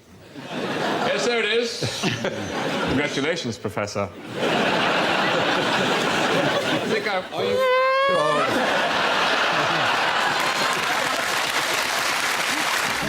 Cat derives from the Latin catulus, Clive. That's the angriest looking cat. Yes. It's furious. I want you to tell me what the word catulus means. Well, it means cat. It obviously means something else before that. Okay. We took the cat from catulus and described cats with it. The Romans didn't call their cats catulus, but... Dogs. Yes, is the right answer. Catulus meant a dog. In the picture. It was there. See what you see now. Yeah. See what you see. That was on the picture there. Hang on, another one's appeared. Little one. What have you done to that cat, you filthy dog? In case The word rabbit's an interesting word, odd enough, because because that comes from the Latin for giraffe. Well, they all know cat. It comes from kata, meaning down in Greek, as in all kinds of words beginning with kata. So it was described for puppies first, because the little things that hit the ground were the catulus, and became a word for a puppy and then for a dog. And we took the cat bit and called cats with it. Do you know what cataglottism is? You get a cat stuck in your throat. It's a very old word, a much older word than the word you might use for French kissing. It means to put your tongue down someone's throat. Literally, put your tongue down. Cata, down, glot, glottis, tongue. Why is that cat so cross? It is, isn't it? Really, really Something cross. It's been stapled to that table. It's been made to pose for that photo. I said, I'll do a picture with two other cats. And I'm going to get onto my agent, I am not a dog. Second time this week. I'll do this one more, and then I'm going. It's a wonderful theory, because the more you look into its eyes, the crosser it seems to get. Puss is actually from the ancient Egyptian, pasht, meaning cat, or moon, incidentally. Why is pussy another word for front bottom? I don't know, it's not my area of expertise. We've covered before. Now, this is the big one. 200 pointeroonies at stake. For those 200 points, what is that? That's a cuttlefish. Oh, I know what that is. That's a text message from someone who's very pissed. It's a process, it's a happening, it's a, as it were, a chemical episode. Is it some sort of an explosion? That's brilliant. She's right. Is there some sort of food stuff involved in it? This is brilliant. My God. Well, no. You did do this at school? Yeah, I did domestic science at school. And I know an explosion when I see one, and I think, and I'm only going on a hunch here, I think it's an explosion in a custard. Sort of a custard explosion. How did you know that? I have to give a 200 factory. Yeah, there's an old phrase, an explosion in a custard factory. That is what happens when custard explodes. There was an explosion in Norwich, in fact, my old manor, on the 21st of July last year. It's the oxidisation of glucose is what happens, and it can be pretty nasty. What custard facts can I offer you? There was a food survey conducted in the year 2000, and it was discovered that 99% of all British people recognised the brand Bird's custard. Bird invented it, Sir Alfred Bird, an eggless custard powder because his wife was allergic to eggs. It was a kindness to his wife. He also gave the world baking powder in order to keep our boys in the Crimea in good bread. Remarkable man. Yeah. What do the French call custard? Custard. Yes, but no. They don't really have a word for custard. They don't believe it exists. I mean, that's to say, they just don't recognise... Take some over and pour it on them. Well, I mean, what we call custard, they call crème anglaise. Yeah. But they don't recognise... But what we call confectioner's custard, they just call crème, and what they make... You know what? I was in a restaurant today, and it said apple pie with crème anglaise. Yes, that's custard. And I thought... Pathetic. I'll have it anyway. I think it's custard. What would you say if you thought, I want custard on it? I'm afraid, sir, it does not exist. You have placed me into an existential quandary. I'm afraid I'll have to leave the restaurant. You, sir, you are bad. Why would you do this in a restaurant in London? Why would they do that in London? Ponciness, What's sheer wrong with pretension. them? They don't want custard on the menu, do they? No, exactly. They think it's infra-dig. I bet they make proper real custard instead of nice custard out of a packet. Bird's custard. I must say I prefer real things. And do you know what I love about custard? Viscosity. I love viscosity. Because when you put the spoon through, you have exactly the amount of push with the spoon. You use the same amount of energy as you would if you were pouring water onto your pie. Well, except in France, where you just do that over an invisible bowl. Did you know that if you have muesli, you can have it with water, tastes the same as it does with milk? Exactly. Except less milky and you. It's a lot better with Lambrusco, I have to say. Tonight, any flamencos you give in Pyong score Barney, and I'll also give you 2 sundaes.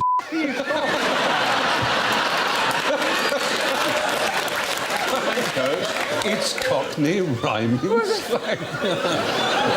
Any flamencos? Flamenco dancing answers in Pyongyang slang.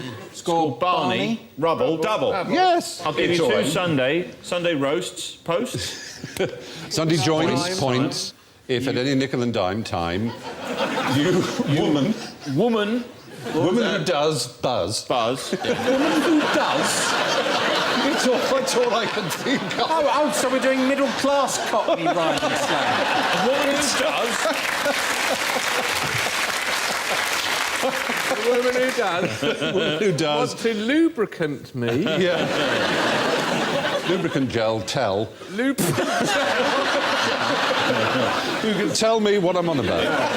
It's a whole new genre of argot. Yeah, a Labrador groomer. What do you think your pantomimes would translate as? Pantomime dames' names? Yes. Phil Jupiter's is Cockney rhyming slang for hypochondriac. Ill, dubious. Ill dubious, very good. That's good. I like it. Rory. Well, there are 2 official Rory McGraths, apparently. There's having a laugh, Rory McGrath. He's having a Rory. I'll have a Rory. That's a half. And Bill.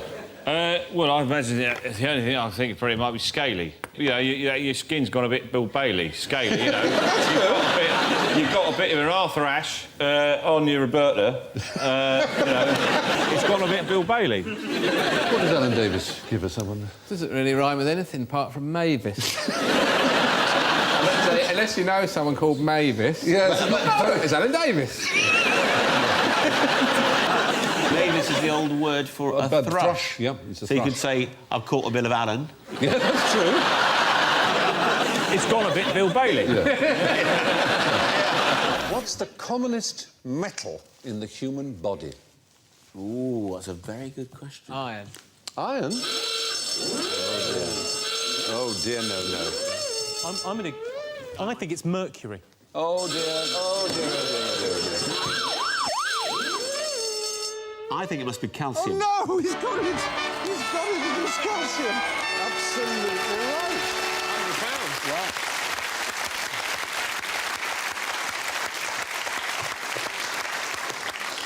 Because the bones are mainly calcium phosphate crystals, aren't they?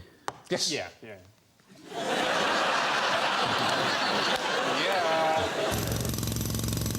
Wood. Calcium, atomic number 20. Last year, I learned all the atomic numbers of all the elements. Good Lord. Because I was helping my son to revise. And I've actually tried to forget them as much as I can since then, because it's just been so embarrassing Selenium? to know them all. Selenium, 30 something. I have no idea. I know it's close to arsenic because I saw It's it 34. in the film Evolution. It's 34. Selenium is 34, arsenic's 33. Very good.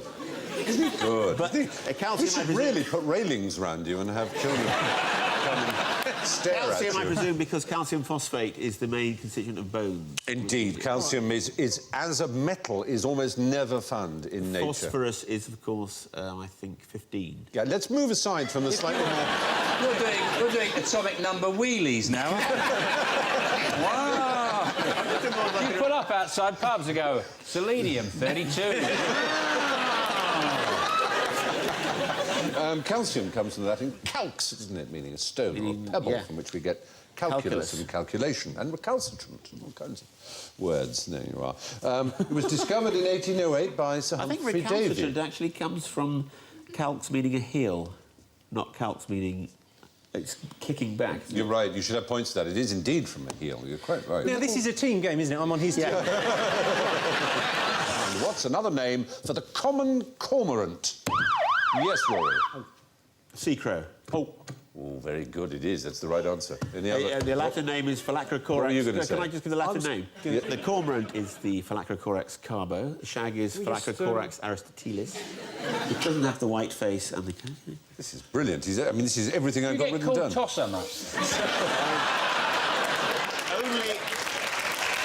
Oh, no.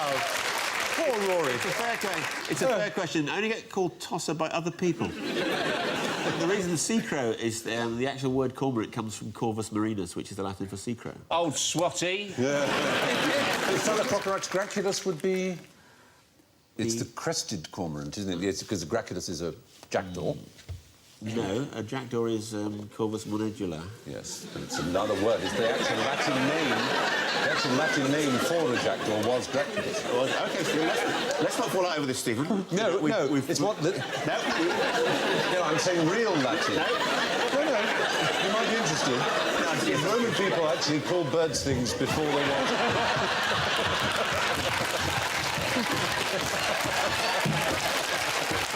Oh, dear, oh, dear, oh, dear. Something down there.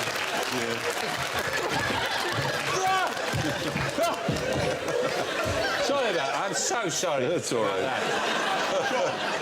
Come on, Sean. There's a portal into the underworld here. It's ridiculous. Anyway, I'm impressed with Rory, and I think everyone else is too. No, it's just... I've got a feeling, Rory, that you have pulled. We all know what to do with a custard pie, but Alan, what's a custard pile? It's sort of yellow hemorrhoid. Shot in the dark, buildings in a geologically unsafe, some sort of liquid foundation. That's a wonderful thought. Absolutely nothing like the answer, but a very nice squirrel. Is it squirrel? No, it's not squirrel. It is an animal, on the other hand. It's custard pile. Recognised colour from a breeders' association of a particular... Not a cat. A dog. Not even a mammal. A ferret. Not a mammal. A goldfish. No, Lizard. not a fish, Lizard. neither. Lizard, some sort of lizard. Not a lizard. Gecko. And we're running out of major animal groups. It's a bird. Canary. Not a No. canary. Parrot. A fighting bird. A cock. It's a cock. It's a fighting cock, a game cock. All right, what have you got? I've got killer lungeons, and I've got custard pile. You can have cocks in muff. You can have... You can have tassel, spangle, carp legs, milk and water legs. Do you know anything about cocking at all? Well, I don't like to blow my own trumpet, but... For 2,000 years was Britain's national sport, cockfighting. Every village would have at least one cockpit. Can you think of any phrases that come from cockfighting we use today? Cockpit is one. Yep. Well done. Show a clean pair of heels, well-heeled. To pit someone against. You describe someone as game, as in being up for it. That's from cockfighting, yeah. It says here, a good cocker would think nothing of cleaning his cock's wounded head by sticking it in his mouth and sucking it clean. Yeah. Yes. You're watching QI for the straight guy. Yeah. His first Prime Minister, team, panel, friends. Wasn't it Walpole? Walpole? Oh, no. Shame on you. No, it wasn't. Lord Snooty. Pitt. Oh, but you meant the younger. Yes, you meant the Pitt younger. the Elder was a tree, wasn't he? Was it some sort of king that proclaimed himself the Prime Minister before he handed over power? No, he was a politician. It was in the last Oliver century. Cromwell? It was 100 years ago, almost exactly, that he became Prime Disraeli. Minister. 100 years ago. Oh, well, never mind. No. 100 years ago would be 1905, wouldn't it? This show favours people who know stuff. No, it's so Would it be unfair. someone like Roosevelt MacDonald?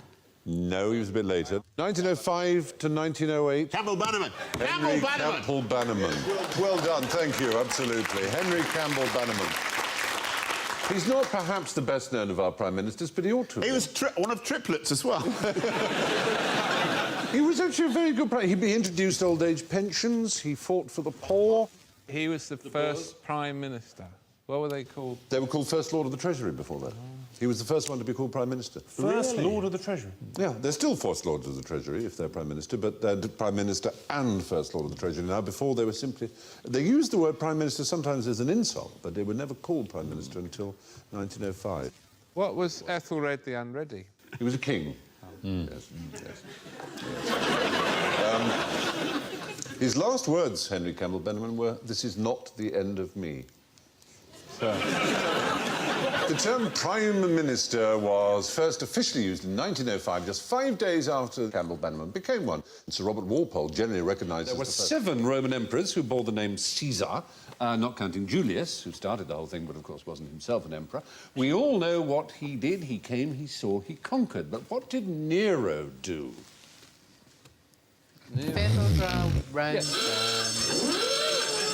Oh, did you say that? Oh, Joe, he didn't fiddle while Rome burned, no. He had a concrete swimming hat. He was very, very... He did rather. He was very productive, wasn't he, Nero? He built most of Rome, not the Rome you see. Well, he rebuilt it after it was burned down, indeed. Did he have an enormous gold statue of himself built? Incredibly vain and stupid. And Vain people is the didn't like word. him. His dying words were, "What an artist dies in me." And he played... Was there someone in him at and the of course...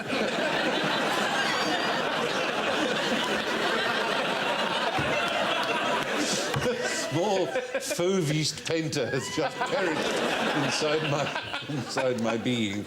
Well, anyway, no, of course, the fiddle didn't exist in Roman days. The fiddle was invented, in the 15th century, I think, something like that. So he would have played Cithara or something, a sort of lyre-like thing. But was he doing it like a sort of fire engine alarm? Like... Well, there's some evidence he did try and put the fire out, actually. He blamed a small sect of people for the fire. It was a very useful scapegoat. The gays. No. Even smaller, slightly less well-dressed, and oddly enough, to this day, enemies of the gays. It wasn't the Chavies. No, even worse than the... It was Coptics? those damned Christians, yes. Nero, played by Christopher Biggins, of course, in TV's popular I Clavdivs. I chapped lives. Some people think he may have even been playing bagpipes when he was watching... Christopher Biggins? No, he is actually that side. Bagpipes, I'm sorry. Yes. No, can't be having it. They have this tuning, and it's odd that Scots do that when they talk. I'm not sure. Very odd, though. So anyway, there we are. There's old Nero, whatever it was. He was eventually booed off, of course, and succeeded by a more popular entertainer who was called Galba, Servius Galba Caesar Augustus, to be precise. And he got rid of bagpipe performances and he replaced them with tightrope walking elephants. What are the contents of the Queen's handbag? I don't think I've ever seen the Queen get anything out of her handbag. And she's certainly never done that thing that women do, you know, where they go, it's in here somewhere, I know. So my suspicion is that she probably has nothing in her handbag. I think it's probably a kind of social defence. And it means she doesn't have to hold Prince Philip's hand, look. The Little Book of Calm. And mace spray. Because there's a lot of people around her who get too close. There's men in big hats. It's like, you know, back off!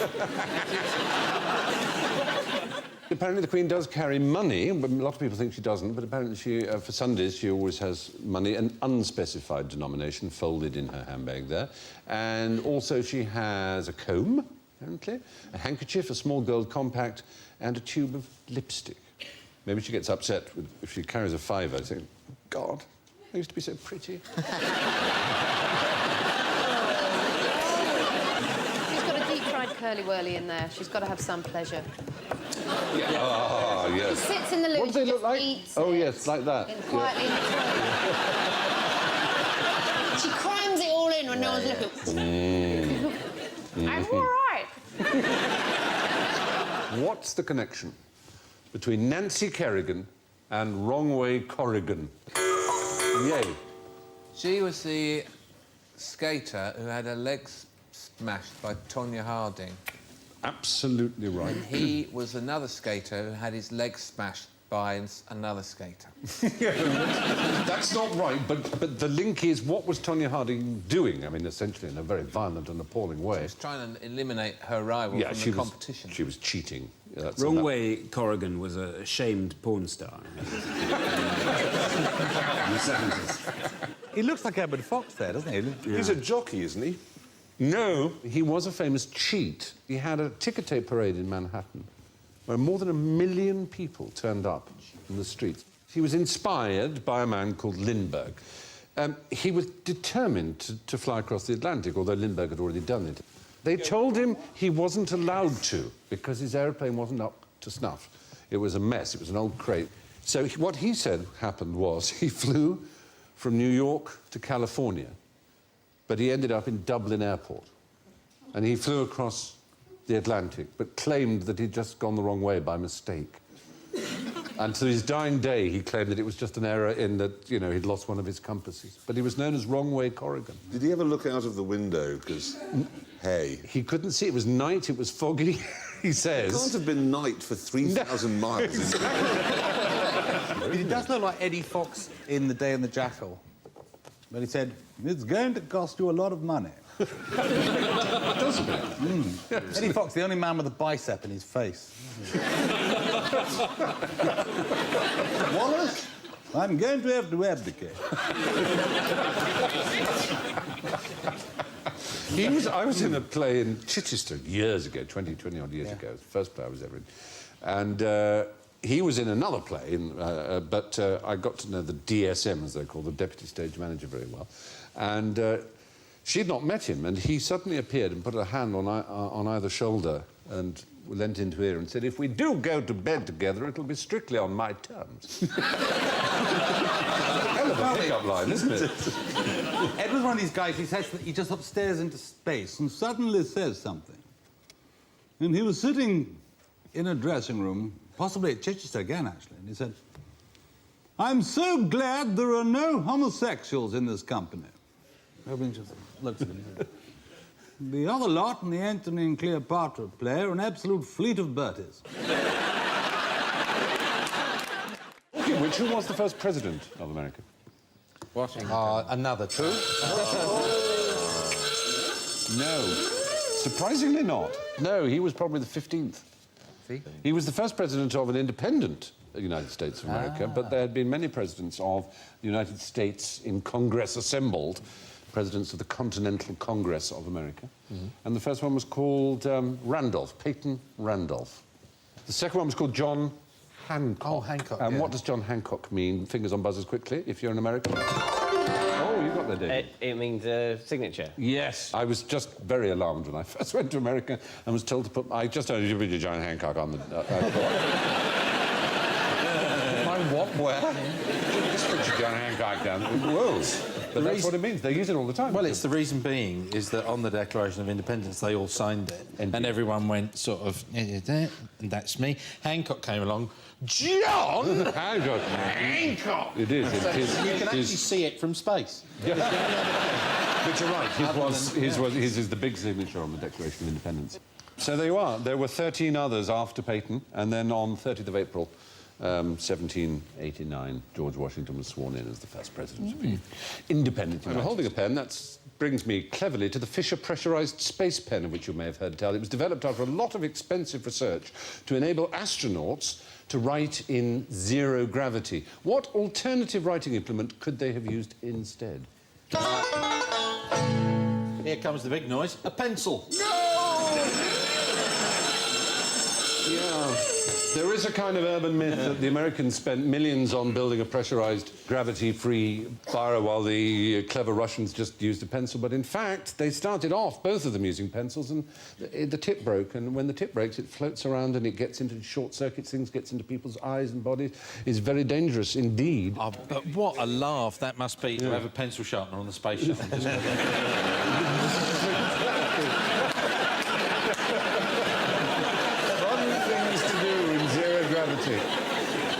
So it's sadly not true, that story. An ordinary biro would have worked. You didn't need a special pressurised one. You need to write upside down. It needs to be pressurised when there's gravity, but when there's no gravity, an ordinary one will work. Now, the year is 1792. It was a notable year for a number of reasons. It was the year the guillotine was first used. Which was last used in 1960. Point for that. No, because it's not true. You're wrong. It is true. No, it isn't. We'll come to that, I'm afraid. 1977. The last French... Sorry. No, it was a one-legged French criminal who was guillotined in 1977. 1792 was the year the guillotine was first used and the year of birth of the inventor of the computer and the death of the man after whom the sandwich is named. What was invented... Lord Sandwich. Yes. Guess. Well, it wasn't going to be Nora Butty, was it? Charles Babbage. Charles Babbage, you're right, is the inventor of the computer, so you've all added to that. Difference engine. But, yes, the difference engine. I know how many people were at his funeral. Oh, go on. 3. Really? Yeah, only 3 people went to his funeral. None of his friends turned up because he was a laughingstock by the time he died, and he'd invented the computer. Yeah, I know. Which was only recently, They rebuilt one, didn't they? Science Museum, and turned it, and it works. In Vietnam, the guillotine was last used in 1960.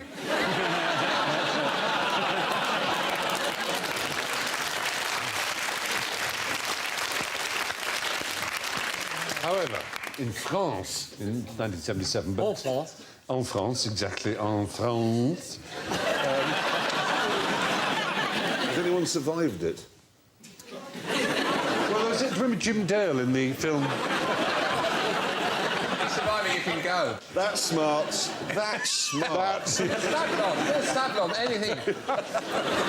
Guillotine be gone. Your head just flopping over. Do you remember Jim Dale in the Carry On film, Don't Lose Your Head? And he's just being guillotined. It's in the French Revolution, they say. There's a note for you from Robespierre. It says, leave it in the basket, I'll read it later on. There's a horrible truth to that, because, of course, it was maintained by contemporary witnesses that a lot of the heads were quite sentient for some time after decapitation. Now, coal, as everyone knows, is made from ancient forests. Have any of you used coal to brush your Bexleys? Never.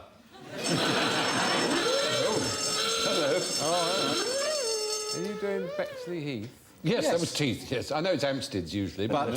Stephen, my love, Stephen, the toothpaste is so twinkly and sparkling white. How can it have coal in it? It doesn't. It's the brush. What are the bristles made of? Coal. Well, they are. They're made of something which is a mixture of coal and air and water. Oh, it's all easy when I've set the siren off, isn't it? We're talking about some complicated hydrocarbon, which is a derivative of a petroleum... Not petroleum, no. Well, no, coal. It's fossil fuel, which is coal, as we know. Toothbrushes used to be alive millions of years ago. The point is, we're looking for a substance that man has developed, which he uses to... nylon. Is the right answer. Well done. Do I get points for saying it was developed in New York and London at the same time? No, you get points taken away from you, because that's not why it's... Oh, you did fall into that one, Rory. Thank you for that. No, it's a myth. It was originally called No Run by its inventor. He was called Carruthers. DuPont, the company for whom he was developing it, wants to call it nylon. Though they didn't trademark the name, you can use the word nylon, unlike another of their famous products. One that is used quite often to describe human characteristics. Teflon, exactly, non-stick. Nice. Teflon is a DuPont invention. You'd have thought that you could just get a new head for your brush. You could have a handle made for you, perhaps perfectly moulded for your own grip. Yeah, so you use ivory or... Oh, no, hang on. But, yes, use rhino horn. Yes, or panda fur, or... panda bone. The beak of an osprey. Yes. Stephen Fry's all endangered species bathroom cabinet. Oh, I use his coelacanths to look like that. No, poor old Carruthers. He gave us neoprene as well. He was a Harvard professor at the age of 28. Wetsuits. Wetsuits made of neoprene, exactly. And he invented that here in a very young man, and then unfortunately committed suicide by taking saliva when his wife was pregnant. He must have been very miserable. What? Did I say saliva? You said I think you did. That was a Freudian blowjob. I slipped on it. The poor man Carruthers took cyanide and killed himself. And obviously that's very funny. Why did he take cyanide? Had he run out of saliva? I don't... Where's the bottle of spit I've been saving? Oh dear, I've made a bit of an ass of myself. Who is this? Eros. Yeah. Well, thank you for falling into our little heffalump trap there. It's actually the angel of Christian charity. Eros. Eros was the Greek god of love. This is the angel of Christian charity. Why is it called Eros, then? Because people mistakenly thought it was Eros because it had a bow and arrow. Eros is Greek for Cupid, and they thought it was like Cupid's dart. Originally, the arrow pointed up a particular avenue, and the idea was the... Shaft. It was burying its shaft up Shaftesbury Avenue, which was named after Lord Shaftesbury, Ashley Cooper, the great... I know who he was. Tell me who he was the bloke that passed all those acts in the 19th century to stop children having to work 95 hours a week. Exactly right. It was a first, that particular statue. Do you know why? First one on one leg. No, not that. The material we're after. Oh. Bronze, copper, metal, steel, wood. Metal, certainly. Not wood. It wouldn't be the first wooden or metal statue, would it? Aluminium. Aluminium, there you are. Take 5 points, young David Mitchell. Very I good know indeed. something about statues of military personnel. Yes? On horseback. If they're up on their hind legs, like that, it means they died in battle. And if they got one leg up, it means they died on service, but not in a battle. And if they got all four down, it means they just died after, years later. Is that really true? If that's true... It's really true. I shall have the little elves, the QI elves. Oh, they're flashing me now. This is an urban myth and not true, it says. They're very quick. It feels like everything that I know is wrong. Oh, I'm so sorry. Is that Socrates? Did he say that, or am I the first? That's what comes when you acquire your knowledge by overhearing blokes in pubs. Yeah. It is a general rule that if any fact given you starts with the word apparently, what kind of creature was actually the first to be sent into space? A monkey. Oh, dear. A squirrel monkey. A And what did you say? He said dog, I sir. think he did say dog, didn't you, John? yeah, John said dog. I bet it was something that they didn't know had gone into No, they space. sent it deliberately. Fly. Fly is correct. Do you know what kind of fly? What sort of flies they always... Fruit fly. You divide points between yourselves. Very good indeed. Why did they do that? Well, they're very light, so there was no payload. They sent them up in July 1946 on an American V2, along with some corn seeds. But fruit flies, why are they used so much in science? Because they could talk and they'd tell you exactly what's going on. If you're a fly and it's weightless, what happens then? You suddenly sort of stop flapping and go, hang on. This is what I've always dreamed of. no effort. They just say like that. In space, when they go to do number 2, they do it in the wall. They dock into the wall. You're all right. All right, thank you, Davis. So, one of the things about fruit flies is... Thank you. But there's no sound in space. No. So you can't hear your own parts. So amused. That's what's so sweet. He is absolutely adoring it. No, 61% of all known human disease genes have a recognisable match in fruit flies. Fruit flies also go to sleep at night, rather sweetly. They get a cold then? They get the common cold? But may well be one of them. And the other thing is, every 2 weeks you've got a new generation, so any experimentation you do, you can observe very fast what happens. Scientists who work with fruit flies give them jokey names, and I want you to tell me why they're called what they're called. There's a breed, a gene strain, called the Canambari fruit fly. Why is it called that? They've got no penises. Yes, they have no external genitalia, quite right. There's one called the Maggie. Why would that be called the Maggie? Handbag. Bit fascistic. Hates the unions, bit right-wing. No, because it suffers from arrested development, like Maggie in... The Simpsons? Yes, someone in the audience got that before you. They must award themselves a point. So there's the Maggie one. There's the cheap date, which is sensitive to ethanol intoxication. China.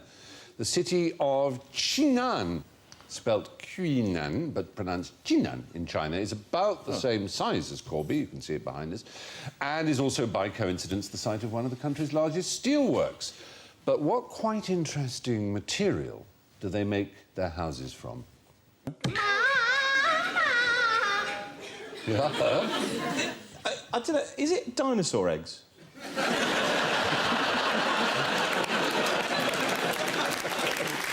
I'm almost inclined to tear up the real answer and say yes, but...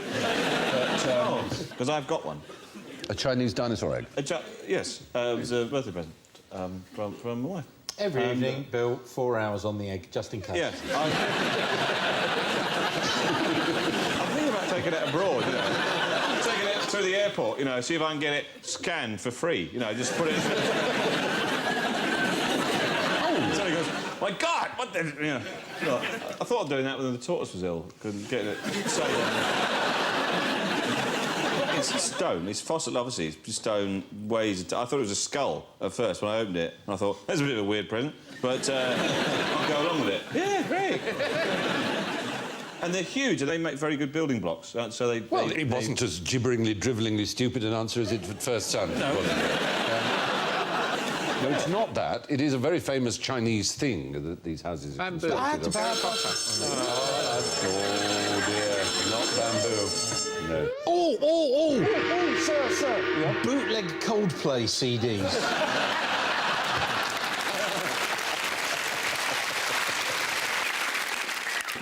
Bits of the Great Wall. Yes is the right answer. Help yourself to 10 points. Absolutely right.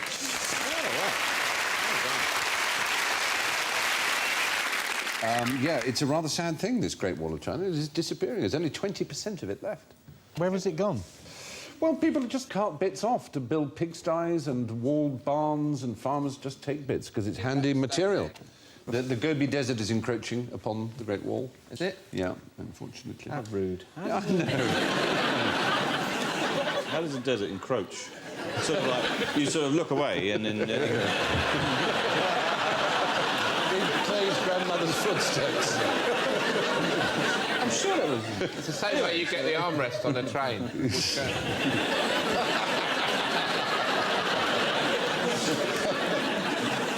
They should convert it into flats or something, you know, something useful. That'd be brilliant. If they converted it into flat... Look, it's thick enough for flats. You just need to knock a few windows on either side. And then you could probably have, you know, 400,000 or 500,000 flats all the way along it. And then people would look after their own bit with, you know, window boxes and everything. Or a retail opportunity. The Great Mall of China would probably do it. That would do it. But, no. But there you are. There are points all round to everybody who deserves them and none to those who don't. In the Middle Ages, what shape did people think the world was? Flat.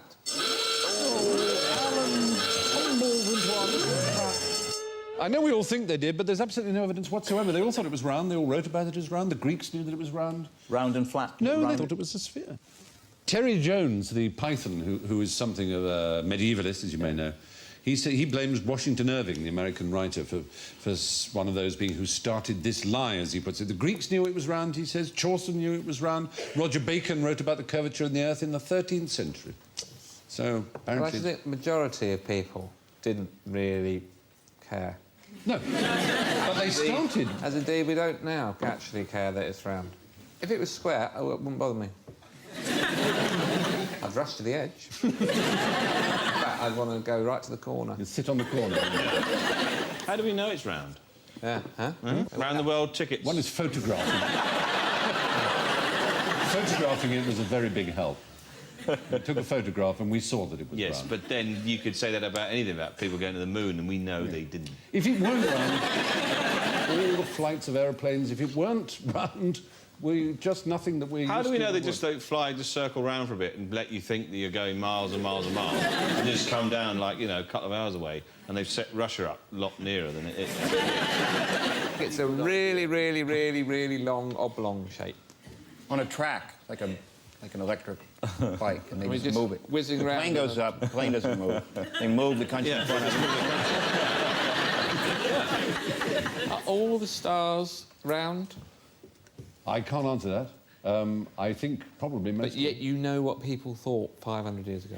Can I read books? Yes. Have I visited every star in the universe? No. Is that something that you find difficult to understand? You set me off. You've set Sir off again. Don't you think that this series has reached the point, with a dedicated following who trust us, that this would be the point where you could say just one thing in a show? You could say, just like this, the world isn't round. It's been proven. Most people will now believe it who watch this show. Well, I can say with some confidence, ladies and gentlemen, the world is not round. It is an oblate spheroid. No, that's not what I meant. No, I'm sorry. I was being literally... Pine cone. If you'd said the world is shaped like a pine cone. Just to see how many letters we get. Yeah, it'd be interesting to see, wouldn't it? Get some at last, anyway. Apart from the... well, you know who you are, don't you? And I tried it, and it was a disaster. Yes, no, since the 4th century BC, almost no one in the history of the world has believed that the Earth is flat.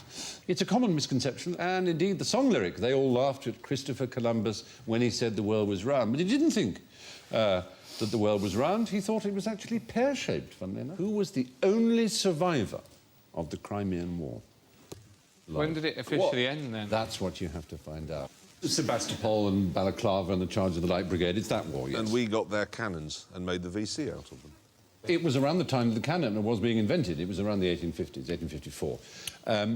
But in those days, when Britain went to war, because of a very peculiar law, there was one part of Britain that was exempt from being called either England or Scotland. Berwick.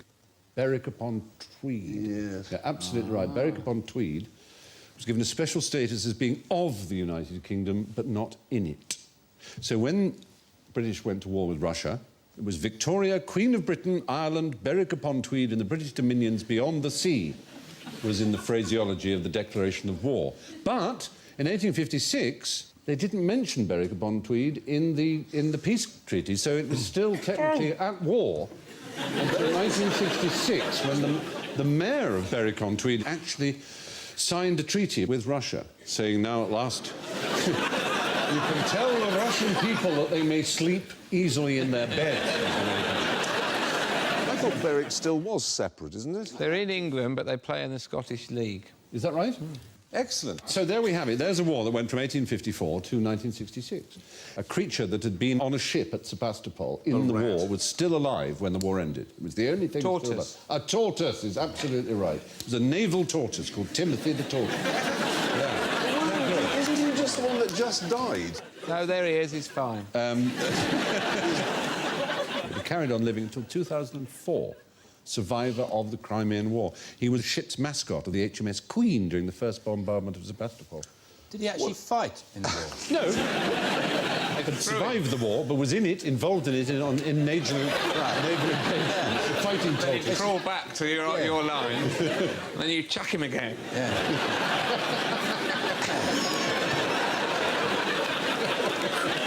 The glorious fighting tortoises in the British Army. They didn't use him to send messages. That's why it took so long. The enemy is coming. Has he delivered the peace treaty yet? He's on his way. Is the largest lake in Canada? Width or depth? Not depth. Not Can depth. I attempt an answer at this? Yeah. Who cares? Oh dear. Oh dear. We were predicting that one. Yeah. Who cares? There are so many lakes in Canada, more than 1 million in Manitoba alone. Yes. And, you can buy a lake and have it named after you. It's because the water doesn't drain away. There's no water table. You can, but the one's really, really big. It's bigger than Albania. It's bigger Is it one than of the Belgium. Great Lakes technically Canadian? Are they all? No, you've avoided our little trap there, actually, which Joe didn't by saying who cares. If you'd said one of the Great Lakes, it would have been a big noise because this lake has to be entirely in Canada. What's the difference between largest and biggest?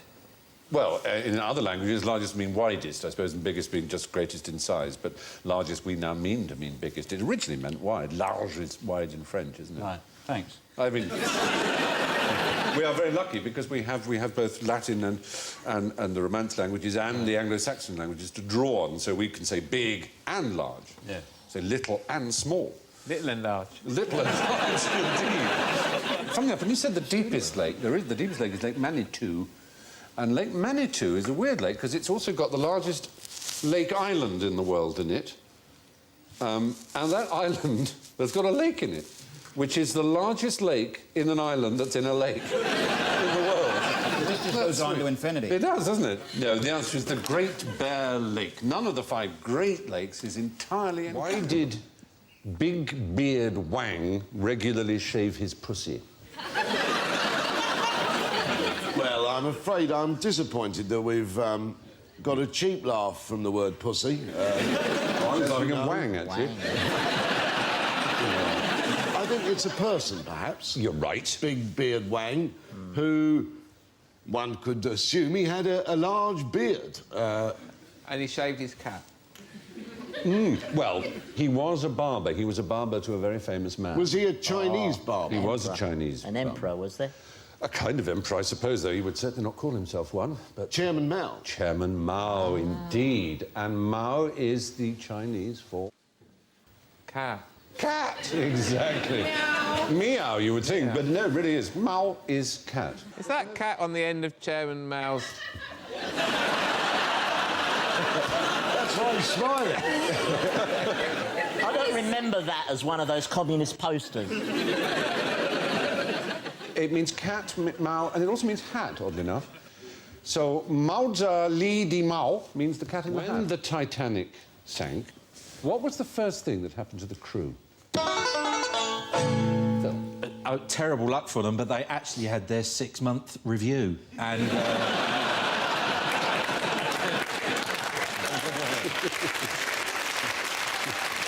they drowned.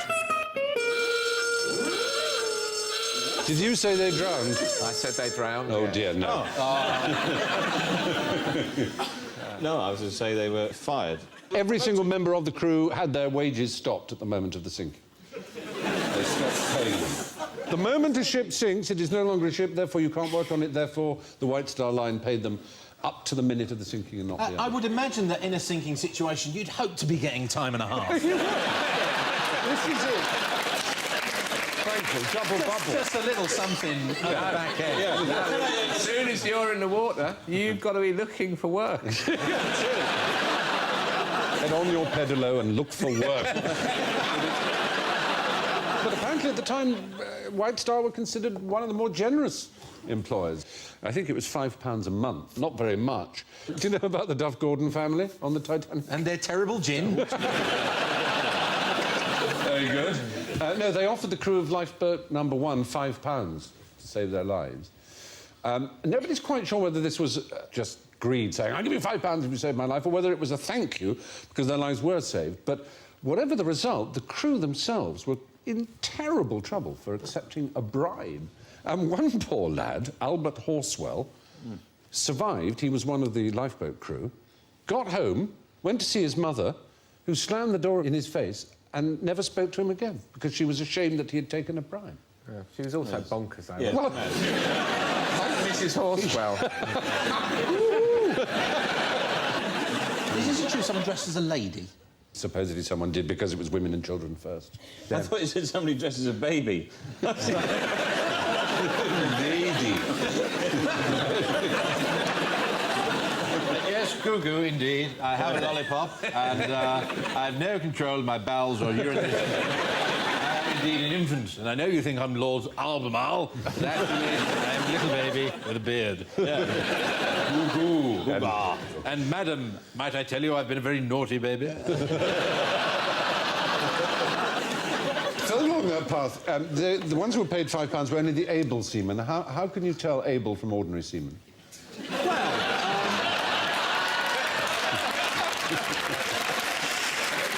When you applied for a job as seaman on the mercenary, you either registered as an able seaman or an ordinary seaman, and they accepted your word. But you kept a log of your work, which was the real proof of it, and it was called a certificate of continuous discharge. Tell me all about the 12 Frenchmen and the 12 mosquitoes.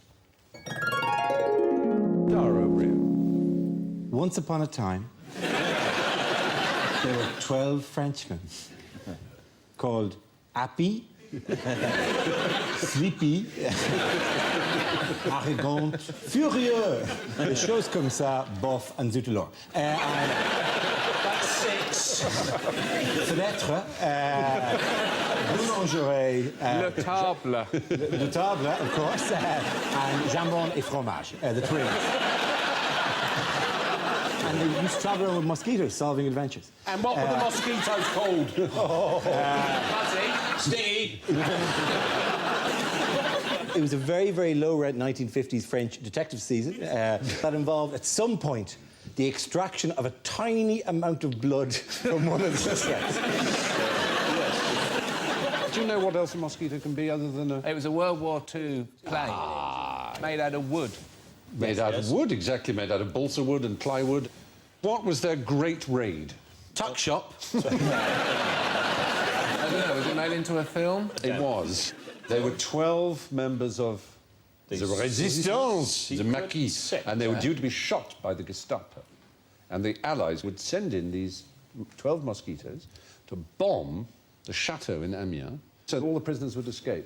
I can't believe that they just blow the bloody doors off. Basically, that was the whole place with 12 bombers. You're right. What happened was they had to go down an avenue of poplars, which was so narrow they had to fly. The poplars? Yeah, but exactly like that. That's what you'll have to do. There were 700 prisoners in the prison. 102 were killed by the raid to start with. 74 were wounded. Yeah. Then 258 escaped, of which 179 were rounded up within the next few days by the Germans again. My girlfriend's grandfather flew one of those, and he actually goes now and visits in Germany with the Luftwaffe pilot whose plane he shot down during the war. And they go and they sit around and, you know, go, ha, great days. But neither of them speak the other language. Like he doesn't speak German, the Luftwaffe doesn't speak English, but they sit there and... Sit back. Yeah. The temptation, if you're standing behind reenactment. And for over 50 years, that German man has been peeing in your granddad's tea.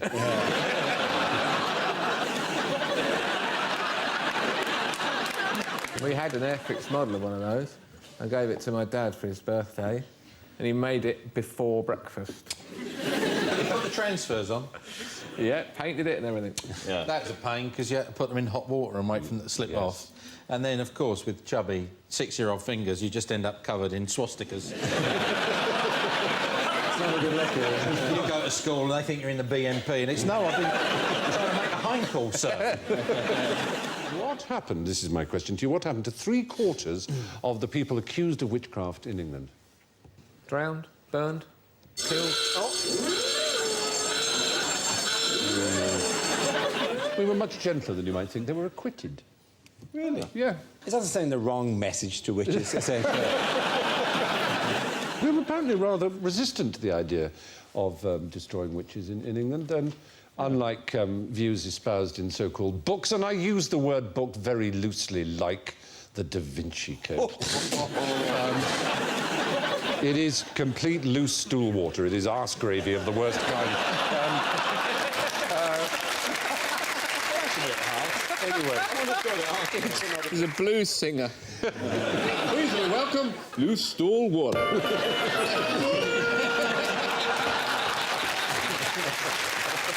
Very good.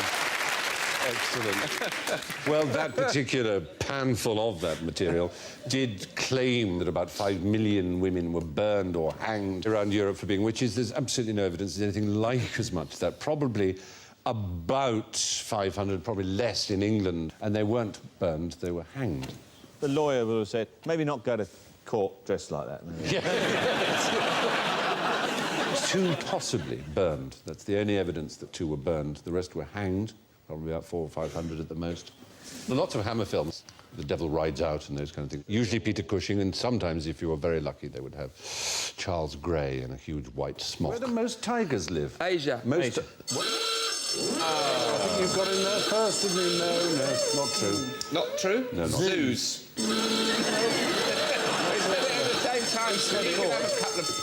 No, not zoos, neither. Las Vegas. Well, America, certainly in America, private hands. Most big cats are in private hands. You know, I had to do a photo shoot once with a tiger, and these 2 blokes turned up with a big, enormous chain and a tiger on the end of it, and they said, shouldn't really handle them after the age of 10 months. I said, how old's that one? He said, 11 months. There's a wonderful animal handler woman, you know, a very gruff sort of woman. We were doing a scene where this dog was just shagging everything. And this woman, they're a very odd mixture of severe and unbelievably twee. She said, any more of that behaviour, she said to the dog, we'll have a short, sharp visit from the smack fairy. It sounds like a drug dealer, exactly.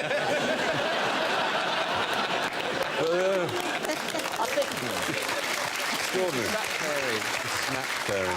The answer to our tiger question is the United States, especially Texas. According to the National Geographic, there are more tigers kept as pets in the USA than there are remaining in their wild habitats in Asia. As many as 500 lions, tigers and other big cats in the Houston area alone. Who invented the theory of relativity? Oh, this is one of your... Oh, so little trust in the world. It was Albert Egmont. I'm not going to say. He was a very great physicist. Which one? Theory of relativity. Which one? The theory of relativity. Not the special one, not the general one. Very good question. The first theory of relativity. That put to rest Aristotle's theory of absolute rest, in fact. Because you're a bit of an old science bod. Yeah, but, you know, not in a way that I'd like to be quizzed on television about. I bet it turns out to be Einstein and an elaborate bluff. How much do you want to risk the... The cloak of doubt. Big hitter. The biggest, really. Newton. Second biggest, then. Einstein. Oh, did you say Einstein? All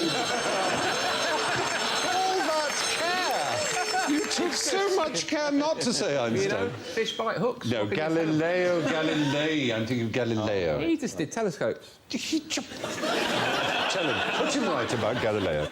just founder of all modern physics. Could he make a good pasta sauce? Anyway, there we are. Einstein was responsible for the special and the general theories of relativity in 1905 and 1915 or 16. 15, I think you're right, yes, respectively. But the original idea of relativity... Alan, if you were knighted, what would the Queen say to you? Arise.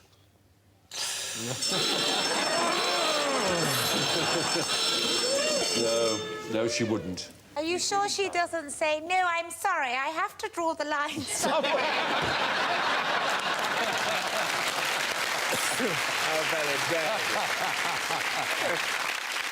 Well, after his name, for which we'll say Alan, after Alan's name is announced, the knight-elect, Alan, kneels on a knighting stool. What are the chances? I wouldn't turn it down, I'm not posh.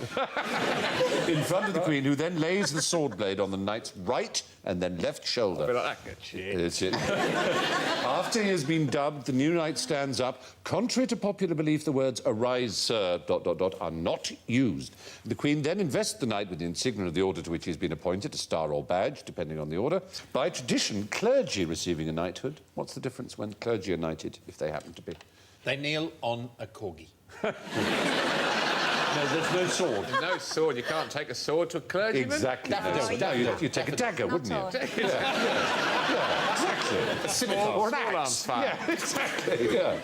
The strict meaning of the word accolade is the salutation given on the bestowal of a knighthood, from the Latin meaning of an embrace around the neck, around the coll, as in collar.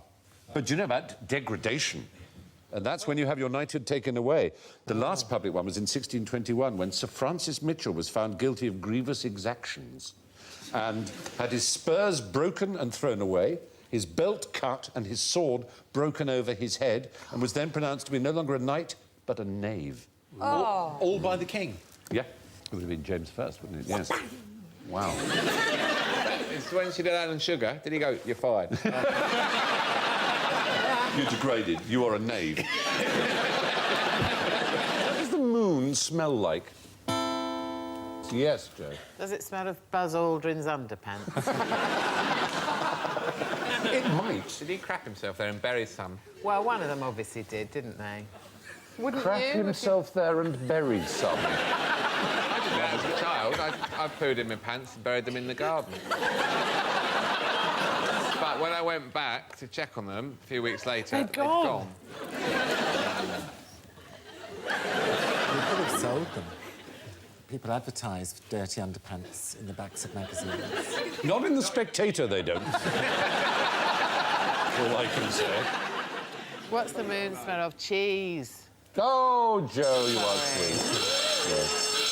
I thought that was hanging over us. It was hanging over us now. Get some points back if you know how many humans have walked on the moon. 12. Absolutely. You both said it simultaneously and you both get 5 Difference points. is, I guessed. Well, you still get the points. Anyway, apparently it smells of gunpowder. Lots of moon dust came back in the module back to Earth, and it's that mixture of silicon and iron and magnesium and calcium that marks out Special K, amongst other things, I think, but is also present in moon dust. What's it taste of?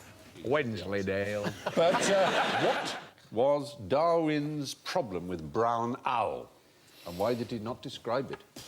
Now, clearly, if one makes a joke about Girl Guides here, like he was traumatised during a period in the Girl Guides. Before...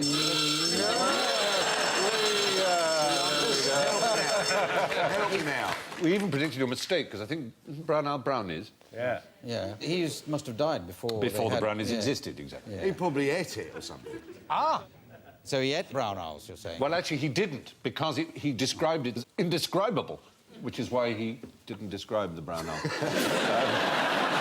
Well, actually, as food, he meant, because Charles Darwin, one of the greatest scientists, one of the greatest men, really, of any age, was considered a very dim pupil and couldn't spell and was terrible at arithmetic and went to Cambridge. The only subject his father thought was fit for him was divinity. And he spent his time chasing rats and shooting and looking at animals and eating strange animals. He was a member of the Gourmet Society, or the Gluttons, as it was known at Cambridge, and their aim in life was to eat as many rare and peculiar animals, like bitterns and hawks. But brown owl, they didn't like at all. And all the others became bishops and But archdeacons. does this still exist, this club? Exists. Stephen's the president of it. Yeah, otherwise you write me around for Fox on creme. Right. I drink Panda. That's the... Oh, it's lovely. I've got a book at home. It's the equivalent to the Collins Book of Birds from 1850. And after describing each bird, at the end it will say, for instance, a buzzard tastes a little bit milder than a golden eagle, but still quite palatable. Does it have a wine recommendation at the bottom? You suggest a Chablis or a New World Merlot. Do you know what you should drink with the beating heart of a cobra? And this is a dish in China where you get a cobra and it's brought to the table alive. They then slice it open, rip the heart out, and it's beating on the plate there. You have to chase it around the plate, I suppose. And then you drink the blood of the snake as the wine. Actually, I ordered the lasagna. What's the most disgusting thing you've ever eaten, Alan? Earwax.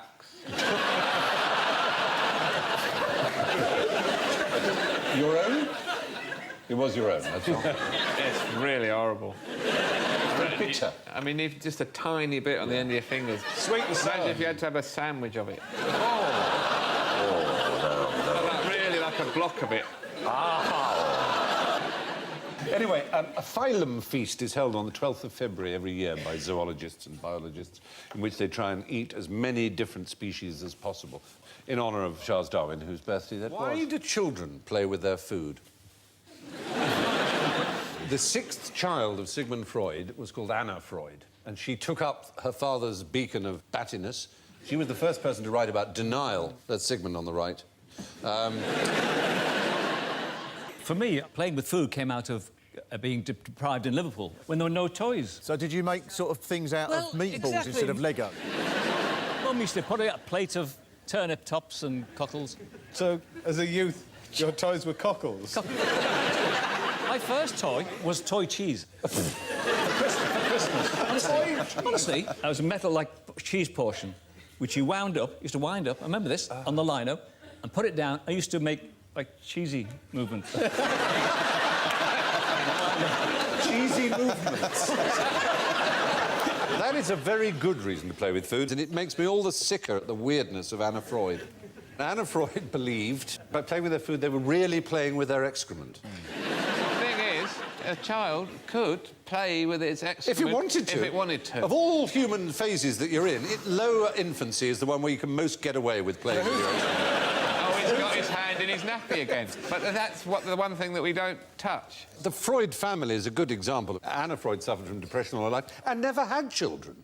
Sigmund Freud was terrified of the number 62, and so he refused to ever stay in a hotel that had more than 61 rooms in case he got number 62. And the first time after he'd made this rule, the first room that he was booked into was number 31. And he went, oh, see? Half of 62. Yeah, but 62 rhymes with poo. 6 looks like a poo, pursued by a swan. You know, one of the things that people say is sort of a test of whether you're anal is whether you keep your records in alphabetical order. Yeah. All that, but I think, well, surely it depends on how many records you've got. I mean, if you've just got 2 and you keep going back and checking and going, oh, ABBA, ZZ Top, they're still there, that's all right. I've got a room full of bloody records. I keep them in alphabetical order so I can find the one I want. Apparently it means I've got a problem with my arse. How is that? I shouldn't think, in her time, they had alphabeti spaghetti. That's true. Which was the main reason I play with my food every breakfast. I just insert my meatballs up my arsehole whenever they turn up on the plate. And if they want to call you anal, it's up to them. It's in their court. The ball is in their court. The ball is up your arse. Ineffably, imponderably stupid and wonderful. Each one of you here, you should find you have a picture, which is a picture of a genuine United States Patent Office patent application. Arthur, have a look at yours, shall we? And Clive, yours looks like this.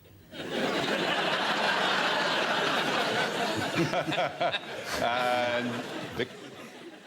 And Alan, you've got a picture too. Well, it's some sort of electrified Christmas stocking. It's a shoe bomb. Why would you want an electrified Christmas stocking anyway? It's a Santa Claus detector. Oh, It's got a motion detection. You hang it amongst your other stockings, and when Santa Claus comes, it triggers a light and an alarm. There's no such thing as I Santa. know there isn't. Waste of time. Waste of time. Clive, this looks like a bra where you've got a little nozzle and you can blow down it to inflate the bra. So this is clearly designed for a woman who maybe thinks A one of woman her... with no arms. Oh, yes, I wasn't going to mention that. She's got one breast she feels is slightly smaller than the other, but she doesn't make a big thing of it, except when she's walking past somebody who she fancies, so she can quickly and surreptitiously inflate the breast. It's odd enough your breath was going in the wrong direction. You were blowing when you should be sucking. So you suck... You basically have drink in your bra. And you can surreptitiously suck your drink out of it. It's only going to be for red wine, though, isn't it? Because it's going to be too warm for white wine or beer or... Oh, what about Ovaltine? Oh! Can I have one of those Ovaltine bras? I've heard so much about. She came in here reeking of Ovaltine. What's yours, young Arthur? Yes. I remember Clive Anderson in his 30s.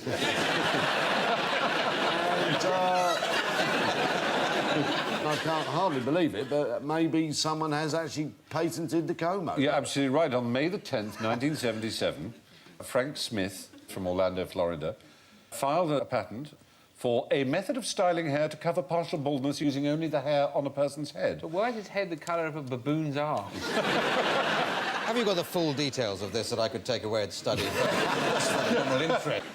If you look at this picture, though, what you'll see is a horse with its tail. And that's just the end of it. Yes. Vic, what have you got for us? This is a device for sucking those special gases out of a U-bend. And it looks like an actual pan is filled with some sort of worms, which probably create the gas in the U-bend. Well, you're more or less right. It is a device for allowing you to breathe in the event of a fire in a hotel room. You pop it. It's called the toilet snorkel. So your last moments before the fire burns your backside off, you spent sucking in basically lavatory air. Lavatory air. Darling, I smell fire. Where's the toilet snorkel? The Great Fire of London destroyed 13,200 houses, 87 churches, 44 livery halls, and over 4/5 of the city of London with a capital C. How many people died in that 5-day conflagration? I think it's 4 people. It's some very low figure of... I'm going to give you the points because it's 5 people. 5 people, oh, well. Yeah, very good. Very good. Only 5 are recorded. The maid of the baker who started the fire, Paul Lowell, a Shoe Lane watchmaker, an old man who rescued a blanket from St Paul's but succumbed to the smoke, and 2 others who fell into their cellars in an ill-fated attempt to recover their goods and chattels. The mayor, actually, Thomas Bloodworth, went back to bed on the first night saying a woman might piss it out. The previous Great Fire in 1212 killed 3,000 people. What are the 4 main religions of India? Yes, Alan. Sikhs. Yep. Buddhism. Oh, no, it's not Hinduism. Hinduism, yes. Christianity. Yes, and one more. You've only said... Islam. Muslim. Islam, yes. In correct order, they are Hindu, Islam, Christian and Sikh. No Buddhists There are in Buddhists. India? It was invented in India, of course. The Buddha was an Indian. But it's not one of the 4 main religions. There are 805 million Hindus. There are 134 million Muslims. There are 23 million Christians. Just 23... There's 22.5 million more than there are in Britain. And there are 19 million Sikhs. Buddhists, there are 7 million of them. 0.7% of the population. Although Buddhism was founded in India, its spiritual home today is, of course, Tibet. The blah, blah seal to La Bastille. Do you see what I've done there? It's in Paris. Paris is good. Yes. Very good. Can you tell me anything else interesting about La Bastille, either of you, Mark? It's a prison. It was a prison. And it was stormed on July the 12th. 14th. 14th, but close, 2 days out. You say 2 days out, but I'd have stormed it 2 days early. I'd have been on my own. There were only 7 prisoners, weren't there? Is exactly the right number. There were only 2 lunatics, 2 Yes! Oh! 2 lunatics, 2 forgers, 2 thieves, and a very bad mime artist. Wasn't he convinced he was Julius Caesar, one of them? Oh, this is good. You're getting points too. I'll come to this. This is impressive. Listen to this. We have 4 forgers. We have the Comte de Solange, who was inside for sexual misdemeanours of an unspecified kind. 2 lunatics, one of whom was an Englishman or an Irishman, they're not quite sure, called Major White, with a waist-length beard, who thought he was Julius Caesar. You know, the Marquis de Sade would have been in the prison at the time of the storming of the Bastille. It's a very tragic story, this, because he was in there for a long time. But a week before the storming of the Bastille, he was transferred to another prison because he'd been upsetting passers-by by shouting obscenities at them through a tube out the window. It's as if you've been reading my card, Mark. And so all his stuff, it was tragic because he spoke to his wife and he said, look, can you make sure you go round there and pick all this right? I've spent years writing in there. But she thought, well, you know, no rush, is there? It's the Bastille. Safest place in Paris. To that? And then I think she went down there on the day of the storming of the Bastille and thought, oh, shit. Absolutely right. 10 days before the storming was when he was moved to Vincennes. And the authorities were upset because he was shouting not just obscenities, but anti-monarchist sentiments at passers-by. So they moved him to Vincennes, and otherwise he would have been released. It was rather like the Tower of London. Even at the Tower of London's height, it was quite a civilised place to be a prisoner. I mean, you got wine and food, and you got an allowance, you got tobacco, you could move around as much as you like. So this was like the Groucho of the prison world. Yeah! Tell me why the Cray twins were imprisoned in the Tower of London. Were they ravens? No, that's a cunning answer. The ravens do have weird names, and they're literally prisoners because they're kept in cages at the moment because of the worries of bird flu. They're called Gwillem, Thor, Eugene, Munin, Branwyn, Bran, Gandalf and Baldric. And Dave. So they did actually have the Cray... They had Ronnie and Reggie of the 3 Cray brothers. Was there a officers' strike or something? There's nowhere else to put them? No, they were a bit younger than that. Did they go on a school trip?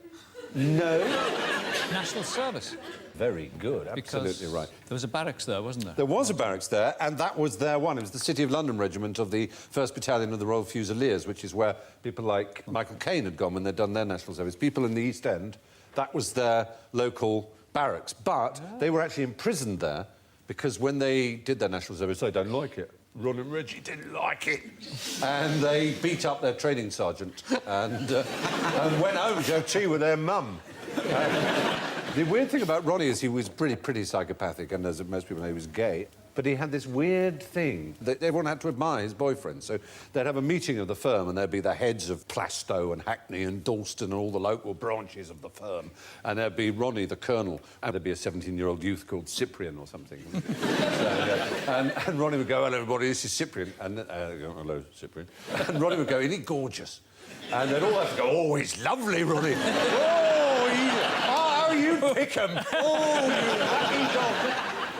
David Putnam, of all people, used to manage them for a very short period of time. I know, it's weird. Yeah, he did. They wanted to go legitimate. And he tells the story of how they were with David Bailey, who took those famous photographs of the two of them in suits, you know, standing one behind the other. And they were all in this pub. It wasn't the Blind Beggar, but it was a Cray pub. Ronnie had gone off. He was the insane one. So they're left with Reggie, who's supposedly the normal one. And these couple of drunks come in, and they suddenly spot David Bailey, and they go, oh, you're David Bailey, aren't you? Go on, take me photograph. And David Bailey goes, no. He said, no, don't be a f***ing arsehole, take me photograph. He said, no, I've run out of film. Don't give me that, take my photograph. Reggie gets up and looks at himself in the mirror across the bar like that, and suddenly goes, baff, like that, and knocks him right across the room, and he bangs his head against the piano, and blood starts to trickle down. And his mate goes to him, and they just flee. And David Bailey, to his credit, is very angry. He says, Reggie, you are a tosser. For God's sake, I get this every day. I'm a photographer, people know what I look like. I can handle it. You don't have to do that. You could have killed him. There was this terrible silence that Reggie had been shouted at like this. And he gave a little shy smile. He said, well, to tell you the truth, Mr. Bailey, I'd had my eye on that all afternoon. He'd been eating my sandwiches. Very extraordinary. Anyway, we can move on. Anyone fancy a game of arrows while we're in the pub? On the hockey, then, what begins with D and is something you always see the players doing in darts matches? Johnny? Dangly wrist. Dangly wrist? The great darts player always, before they wobble their stomach, they do this with their wrist. I'm sorry, it's an unfortunate... What kind of pubs have you been playing darts in? Hello. Yes, they're very nice. No, Jimmy, no. Well, it's 2006. What did... We can't be doing hello ducking, can we? Is there some word that they use that means throwing the darts? Or is it darting? Well, what you've done is you've cleverly avoided our trap, which was drinking, because that's what they don't do. No, It's that's- actually against the rules of competition darts to drink during a game of darts. When they first televised it, they would drink quite a lot while they were playing. Then the game fell into decline, and it was that fell whore comedy that was responsible. Darting. You join us during the final stages of this truly titanic struggle between Di Fat Belly Gut Bucket and the English champion Tommy Even Fatter Belly Belcher. It's game on. And it's a good start. Double vodka. Single pint.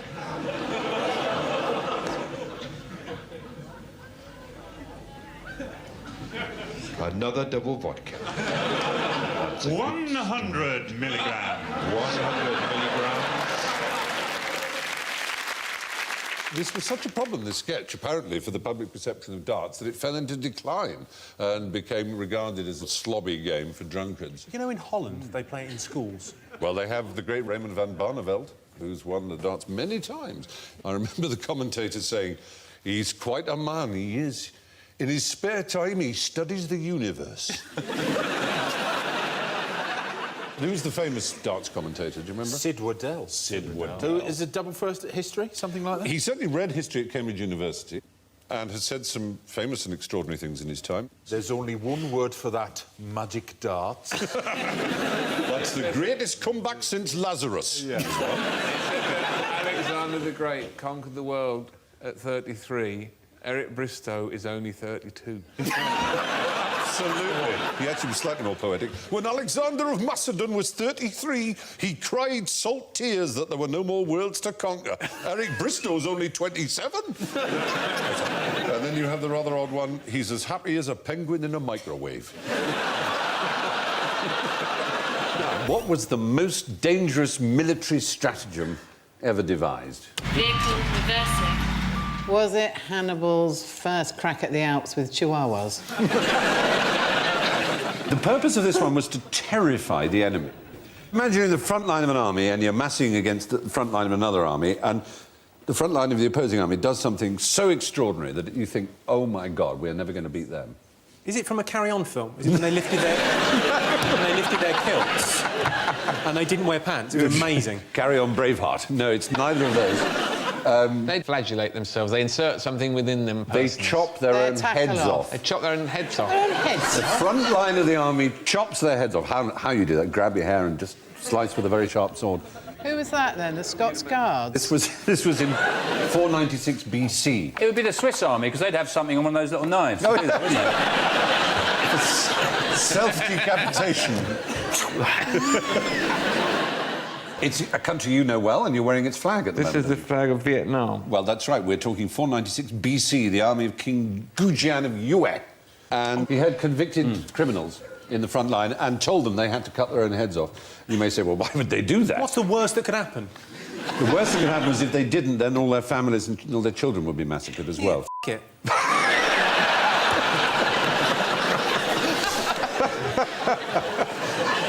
They didn't seem to worry. They knew they were going to die anyway. They were condemned to death. What do we know about decapitation? Does it kill you straight away? I know if you cut a duck's legs off, it can still swim.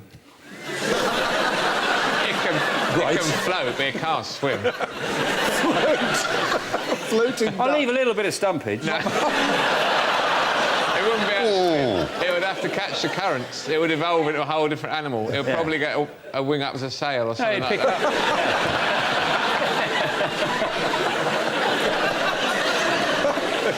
Didn't they discover, like, for example, at the French Revolution with the guillotine, that, like, heads could kind of, like, chat a bit Carry on after, chatting. So... Well, no, you're right. There was a story during the terror of the French Revolution that two members of the National Assembly were guillotined and their heads put in the same bag straight away, and one bit the other so hard they couldn't be separated. What, just the heads? That's holding a grudge, isn't it? For all intents and purposes, you're dead. Let it go. Yeah, you didn't get on. Whatever. They were French.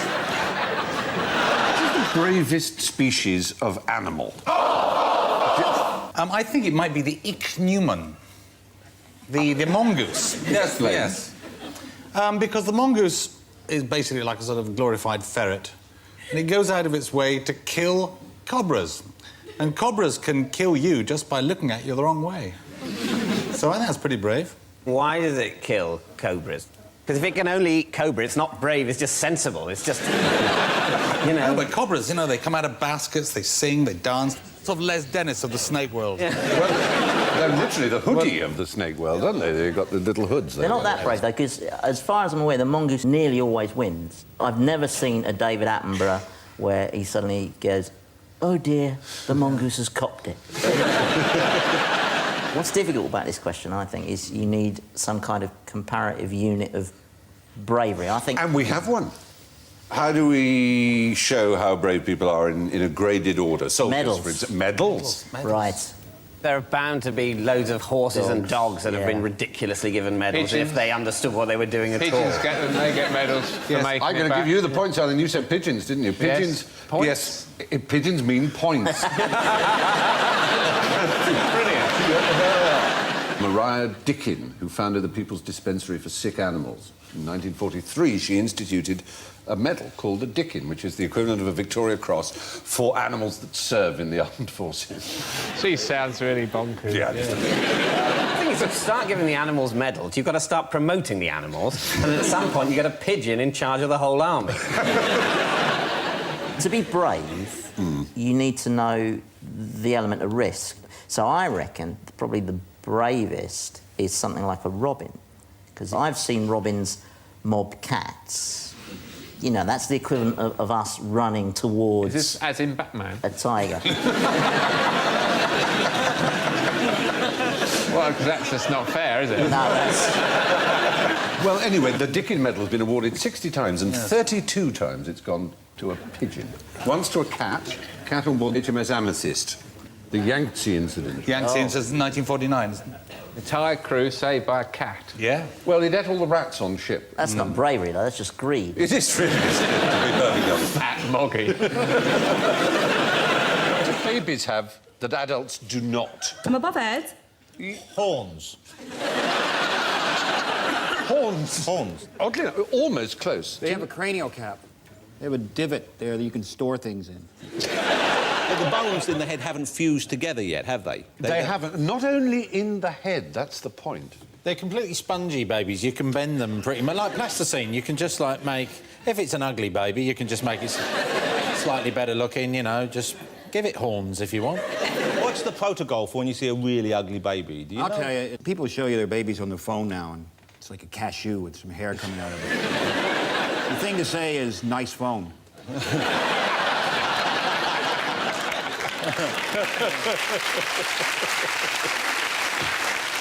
That's what I think. I think babies have the ability to know that they are ugly, which their parents don't. They don't have kneecaps, do they? Aren't you mixing them up with mer babies? Their kneecaps are not made of bone while they're babies, and there are all kinds of parts of them... What are they made of? They're not made of bone, but are made of cartilage. Or Play-Doh. And they have 94 more bones than adults. No, they don't. Whoa. Yeah. You're making They do. this up. No, no. A baby's body has about 300 what are called soft bones that haven't actually formed bone material. They are actually cartilage, a sort of soft, gooey thing. And they eventually fuse to form the 206 bones of the average human body. Where are a quarter of those bones housed? Foot. In the feet. The feet is right out. Yeah, a quarter of your bones. 52. Very good. Yeah. Very good.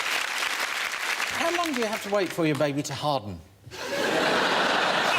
It's in the natural course of Do you things. put it somewhere like with Airfix kits? I used to put them in the airing cupboard. A killed. Bake it. You fire the baby. If you can imagine what a kamikaze pigeon unit did. Fly into things, fly into planes, engines. You're getting there. It's a very complicated... Fly down guns. It's a nest. Terrible nuisance to get out. It was to fly at ships, but in a very particular way, inside a missile. It's got a window, right? No, I'll explain it to you. Here's a pigeon. I've got a pigeon here. Voila. And I have a ship. Yeah. And you train the pigeon to peck at a ship. And every time it does, it's rewarded with grain. Then you put it inside its missile with a glass front, right? And a ship comes into view, but it's slightly on the left. Well, the pigeon's behavioural response is to peck towards where it is. And this activates a relay.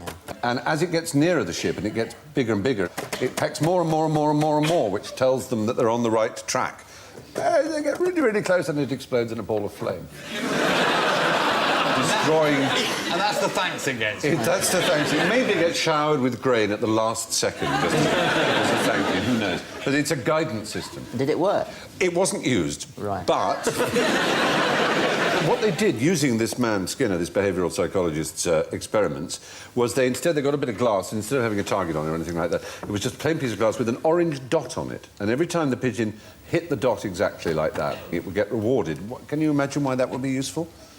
I was thinking about this just the other day. It's funny you said it. Very slow form of execution for someone. You put an orange dot on them, put a pigeon in the room. You could activate 12 years. No, pigeons have very good eyesight. And if an air rescue helicopter is searching the sea and someone's in a little orange dinghy or in an orange life jacket, the pigeon will always see it as a little dot in its screen. So let's go like that, thinking it's going to get fed. And that will alert the pilot. And it works. And that's beneficial and no one dies. Someone might even get saved. Yes. And then you eat the pigeon on the way back. The passenger pigeon, is that a familiar species to any of you? It's one of the saddest stories. There were flocks of them in America, and I'm not kidding, that were 1 mile wide and 300 miles long. Good Lord. That have 2 billion of these birds. They were just the most extraordinary sight in nature, probably. So they're shitting whole hills. Yeah, absolutely. Can you imagine? If you're caught under that, you are dead. You are. Seriously dead. In 1896, they killed the final flock of 250,000 in one day. Knowing it was the last American sportsman, and I use the word sport quite wrongly. Did you know about the Puccini gun? The composer Puccini was a great shooter of birds, as a lot of Italians are. When I was in his house at Torre del Lago, there was the Puccini gun, which he made himself, and he'd be sitting there writing, you know, lovely opera, and he'd hear a snipe outside the window. He'd grab this thing, which had the bore on it like a drain pipe, and he could bring down 50 snipe in one go. Oh, you see, is that sport? He's Italian. Italians, Americans, I mean, really. That's horrible. But can you imagine that? And then on one day, knowing you're wiping out an entire species to kill 250,000 birds in a day. Did they know it was the last 250,000? And they sort of thought, fantastic, let's finish them off. Yeah. That was the last flock, and then the last bird itself died in the Cincinnati Zoo in 1914. She was called Martha. So that the pigeons in Trafalgar Square, they're wild rock pigeons. Wild rock doves. Wild rock doves. Yeah. Do they know that? Because you don't tend to see them on the cliffs at Beachy Head. They're confused by our rock cliffs, aren't they? That's the problem. Pablo Picasso was a keen pigeon fancier. His father was a painter of pigeons. It was a style in late 19th century Malaga.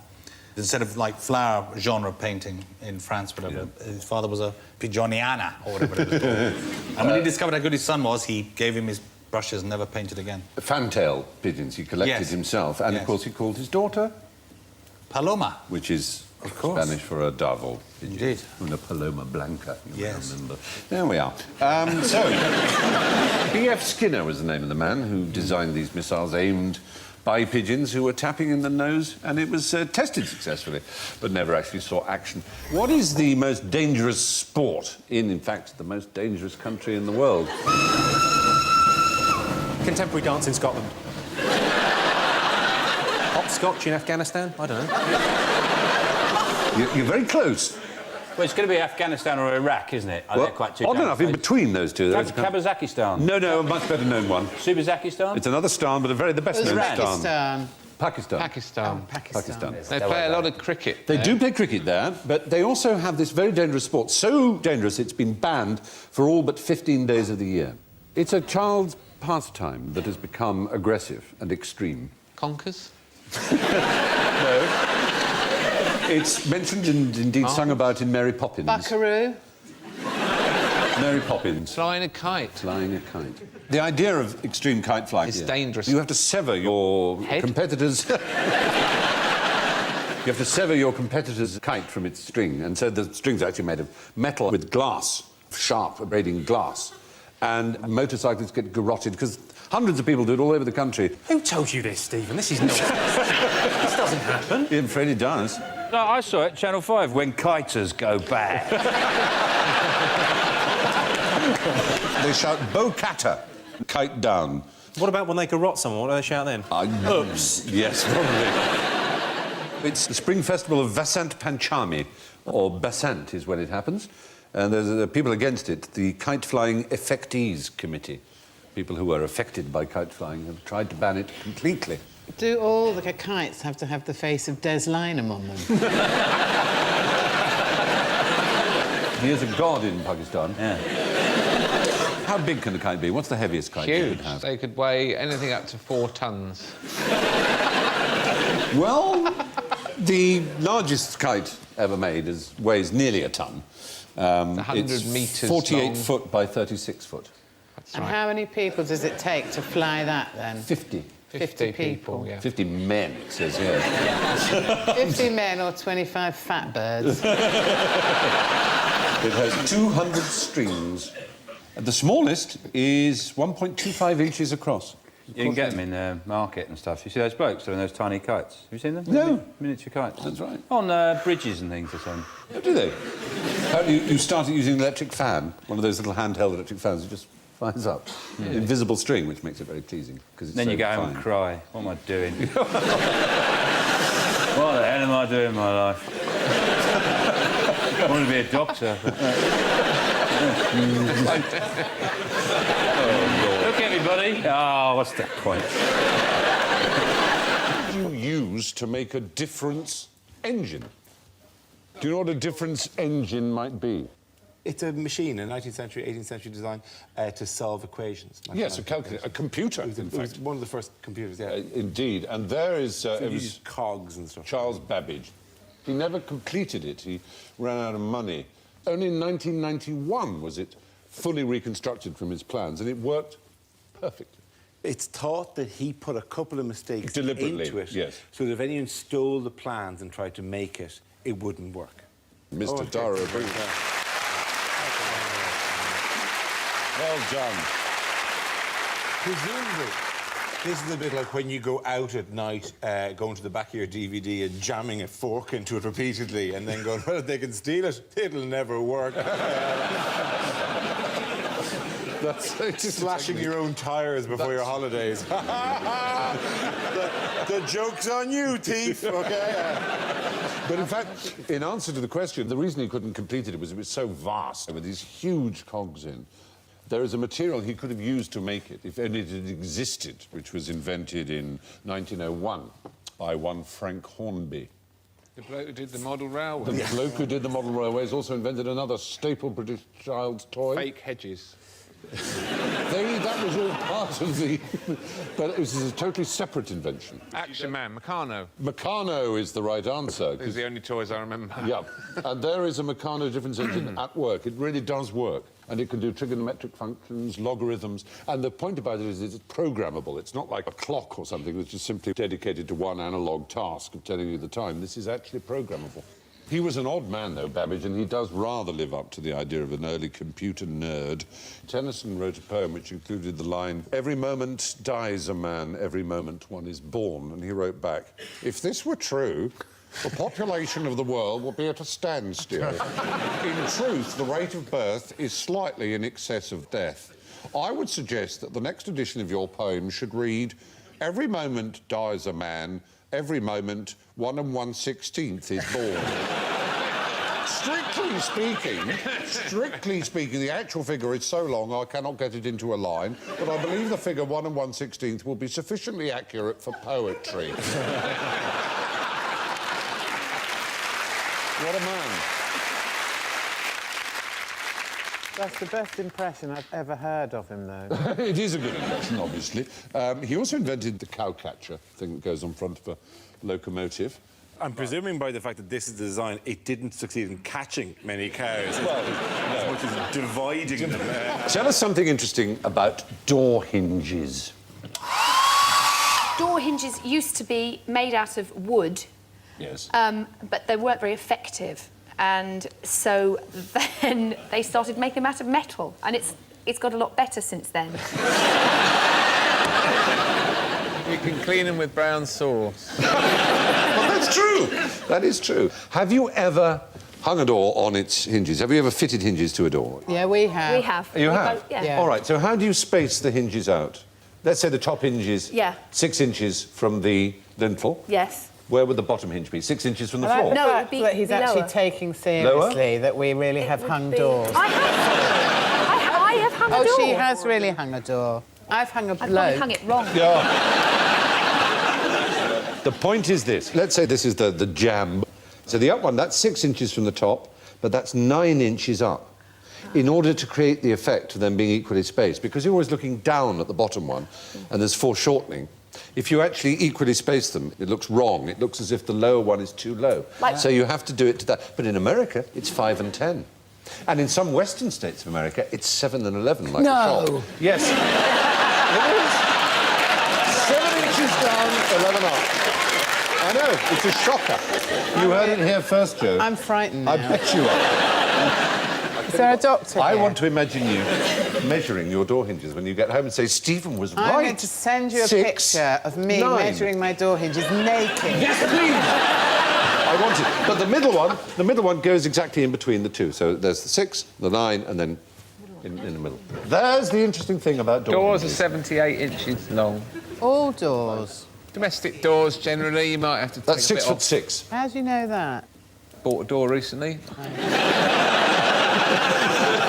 You see? And who hung it? Who hung it on its hinges? My friend Keith is a carpenter. Well, he'll know about that. He's also a stand-up comedian, so it's a right laugh having him round. Oh, my God.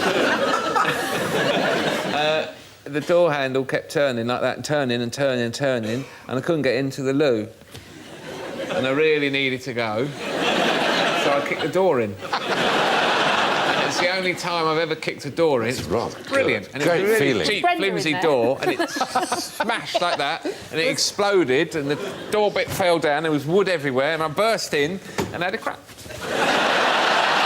Lovely. Heard of the Isle of Dogs, but what famous islands are named after birds? Any thoughts? There are quite a few.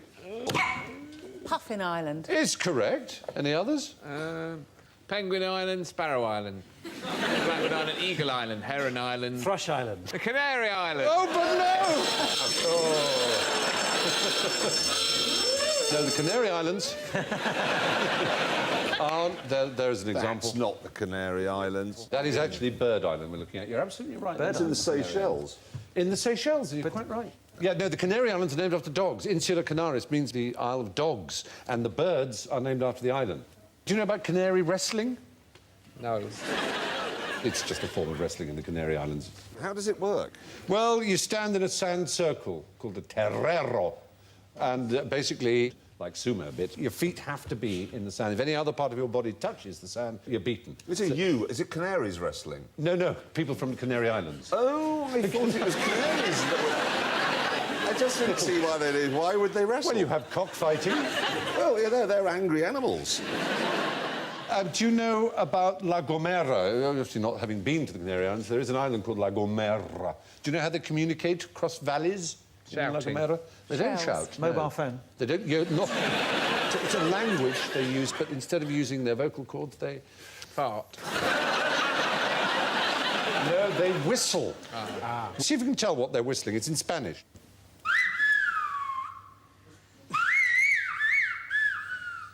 That is John milked the goats. I'm not making these up. The next one. That was Domingo was sick. Honestly. Let's hear that one again, because you can hear the Domingo, now you know. Listen. Domingo! I can't help noticing. Although it's in Spanish, he does have a Liverpool accent.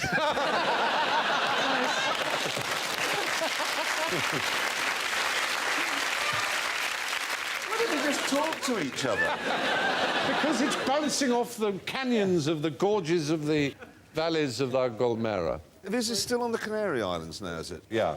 Is this the one that's going to fall in the sea and wipe out the whole of the eastern seaboard of America? I'm glad you asked me that, Mr. Clarkson, because that is La Palma in the Canaries. The volcano on La Palma is said that if it goes off in a big way, it will cause a tsunami that will engulf the whole of the eastern seaboard of the United States. What's the most interesting thing a dog can smell?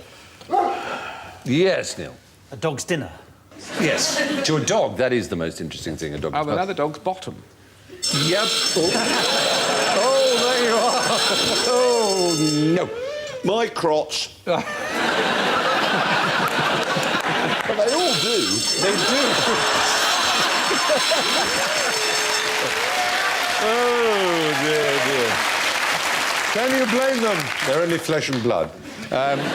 This is really interesting because it's terribly touching, really, that they can smell this. And Cancer. It's cancer.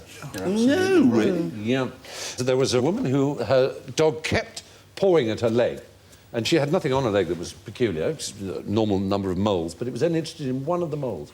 And when she wore shorts, it tried to nip it. And so she went to the doctor, and the doctor found that this was a malignant melanoma, and it took him out.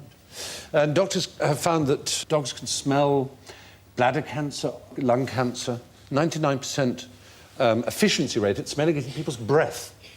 Lung cancer. Quite extraordinary. So have I got cancer of the bollocks, then? Well, that's what I was wondering. Let's not discuss. No, let's not.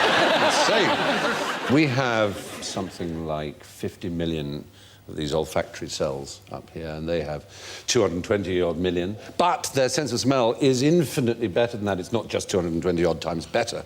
It's thousands of times better. We have machines that can smell a part in a billion, which are fantastically sensitive and complex. Dogs can smell one part in a quadrillion.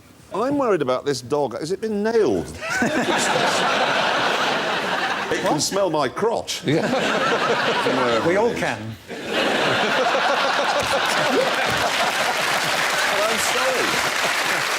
It is. What is 3 times more dangerous than war? 3 wars.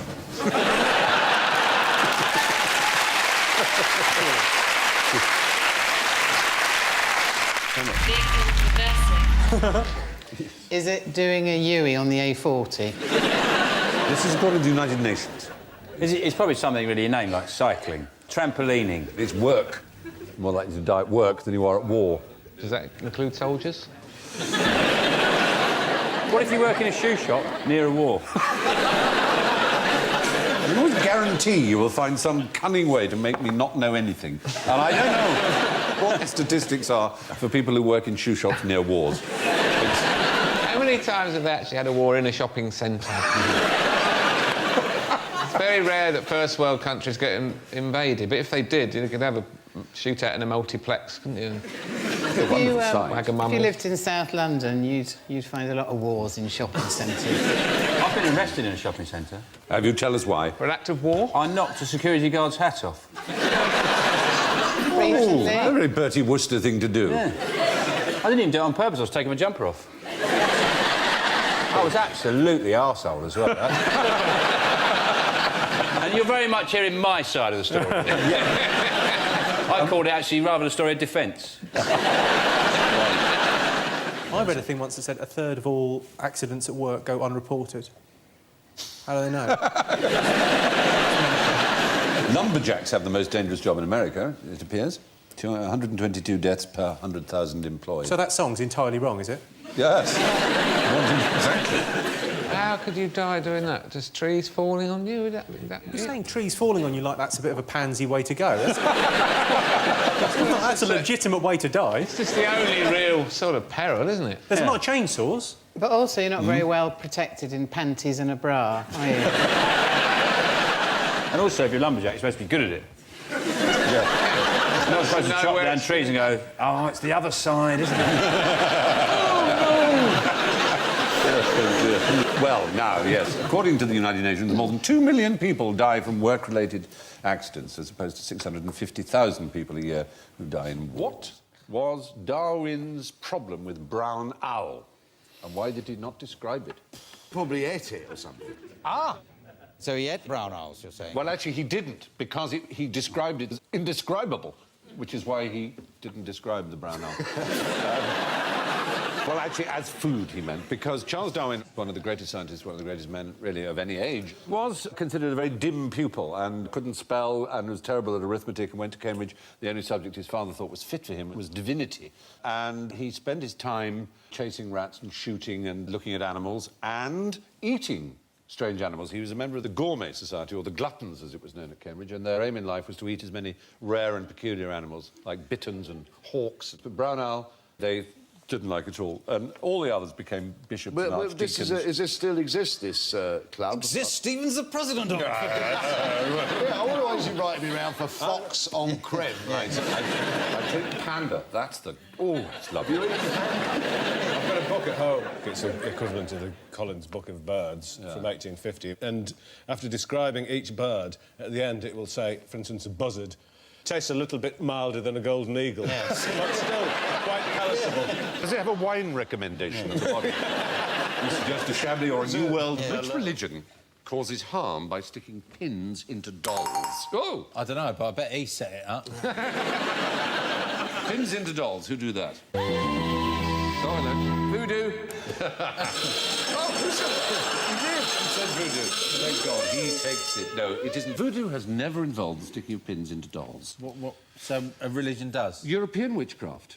Oh, I thought it was the Methodists. Do you know... A bunch of heretics. Do you know what the dolls are called in European witchcraft? They're made of wax, or they're made of ceramics, made of wood, straw, all kinds of things, but there's a word for them. Do you know? It's rather nice. Poppets. Poppets. The closest, anyway, that voodoo ever comes is they do have these little empowered figures called bocceos, which have small holes into which you put tiny pegs to channel healing energy. So it's a generous, kind thing, voodoo, to help people. It had made its way through slavery from West Africa to the Caribbean in particular. Of course, Haiti is where it's most associated with. The missionaries and so on came and they wanted to discredit the local religion in order to raise up the claims of Christianity. So they said it was full of cannibalism and zombieism and things that they had actually gotten out of European witchcraft. And so it was really... Poor old voodoo has rather suffered from it. They should get you to redo their image for them. Yeah, why not? New double-action voodoo. Take 2 poppets into the shower. Yes. What's a vomit comet? Yay. Is it a new alcoholic snooker player? No, it isn't. Or is it a branch of electrical retailers in Slough? Good. If you don't feel very well in space and you throw up out of the window. You started so well. And then you suggested the idea of a window that you could open in a space capsule. I'm assuming there'd be an airlock. Or maybe you just have your own helmet and then vomit out. It's a plane that they train astronauts. You're absolutely right, Phil. Jupiter's helping us They float about and they throw up and they bring them down again. Exactly right. Covered in their own business. It's exactly right. Well done. It's a military spec 707, and it does parabola flights. It does about 30 or 40 in a mission. They shot about 20 minutes of footage for Apollo 13 in it, but they could only do it in 60-second chunks because that's as much as you're allowed to be weightless before they have to bring you back down. You're absolutely right. It's actually even less than 60 seconds. Yeah, it's about 40 seconds. It must be padded. Well, you don't need to because you don't really hit it with any force when you're weightless. Well, I imagine when you stop being weightless... It comes back slowly, I guess, because you're You go from... It's also covered in sick. You go from 0G... Interesting point from a personal point of view. If you weight a lot, are you more weightless? We have the interesting physical question of the difference between mass and weight. Weight is a phenomenon that doesn't exist except by virtue of gravity, because we are live in 1G. Tell that to society, yeah.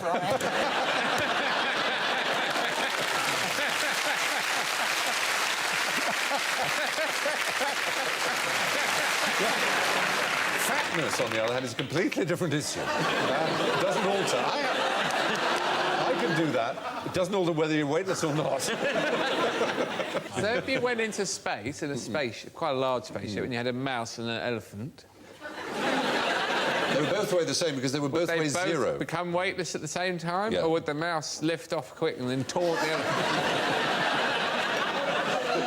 Well, anyway, you're absolutely right about the vomit comet, and it was used to train astronauts in weightlessness. About a third of them would get incredibly sick, about a third moderately, and a third not at all. But supposedly it was the anxiety rather than the actual experience that made them sick. Name a saint who comes from Ireland. Patrick. Oh!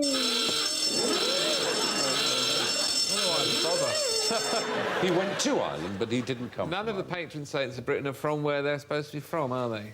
George is Palestinian, St. George. Yes. Patrick is Welsh. British, certainly. He came from around the River Severn area, apparently. St. Bernard was from a shelter. But you must be able to name some genuine... St. Columkill, St. Bridget, St. Kevin. St. Bridget. Do you know what her great miracle was? She laid down a cape because she said, I want some land to build a convent. She said, well, you can have whatever land your cape covers. And she laid it down, and the cape grew like ginger beer in every direction. And so had taken over the entire field. That is one of her great miracles. The other one was that she could transform her used bathwater into beer. Very Irish sort of miracle. That one wasn't taught to us in primary school in Ireland. And Kevin? Kevin lived halfway up a mountain in Glendalough in Wicklow and was like an Irish Francis of Assisi. Small animals would nest in his hand, and rather than crush the fecker and get on with his day, he would let the bird rest there and heal or whatever. And he'd go, please, I've got stuff to do. Do you want to bring up any more of these scars of my childhood right here? It is astonishing to imagine an education like that. I will say this for it, like, I do remember once going out with a lady who was raised atheist and an utter chore to walk around a gallery with. They go, who's the guy on the sticks? Is he the same guy who was in the shed earlier on? Who is St. Bartholomew? Because I went in the museum in Venice and there was a painting of him and he's a spit of me. I was a spit of him. Anyway, it was a virtually full-size picture and it was uncanny and a little bit frightening because he was only wearing a nappy and he'd been shot with an arrow.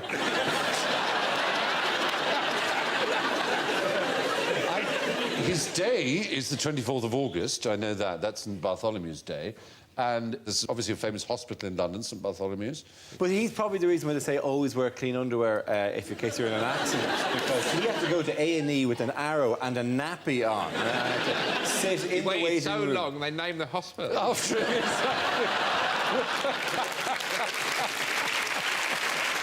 Lord. There you are. Well, a lot of them had arrows. St. Sebastian was the famous one to be shot with arrows. Well, but maybe it was St. Sebastian, maybe it wasn't St. There is a Mantegna St. Sebastian that does look not unlike you, it has to be said. Do you know what? I think it might be St. Sebastian. I think it was St. Sebastian. St. Bartholomew's death was that he was flayed alive, and most paintings of St. Bartholomew have him with his skin draped over his arm, his own skin. No, that wasn't him. That wasn't him. So I've seen that statue in church. I always used to think when I was a kid that he just had a sort of beige-coloured coat. His own skin. Anyway, the patron saint of Ireland went to Ireland but didn't come from there. He was kidnapped as a child, sold into slavery to Ireland. And then when he went on to the continent, became a monk, he wanted to come back to Ireland to convert to Christianity and cast out. What was particularly clever about Clever Hans, the horse, who was rather famous in his day? Couldn't it count or give answers to something? Yeah, not just count, it could do square roots. But it wasn't quite a con, it was something else. Wasn't it they could read body language, Exactly basically? right. You could see people going... Yeah, sure. Is it? And they're going, ah! And they Only stop. much subtler. It's basically what Darren Brown often does. And if you train yourself to know how to read someone's body language, the tiniest movement of an eye, the tiniest flexing of a muscle somewhere, all those sort of things, you can, as it were, read someone's mind. And this is what the horse was doing. But Darren Brown's a bit brighter than He's a lot brighter than the horse. Do you know, he's got one great trick. You know when you've got an empty seat by you in a train, and you don't want anyone to sit there? He says you're insane to put things on the chair to stop people sitting there. The trick is, as they approach, you smile at them and pat the seat. That's very good. Yeah. Horses are just stupid, I'm afraid. And every day they have to reinvent the world. You know, you go, oh, what's that? It's a piece of paper. Oh, what's that? It's a hedge. You saw one yesterday. For Christ's sake, get a grip. Oh, everything. Oh. You look so much like my nan then when you... It's a hedge nan! What connects gelignite, saccharin, and the rings around Uranus? This is what I call a fantastic night out.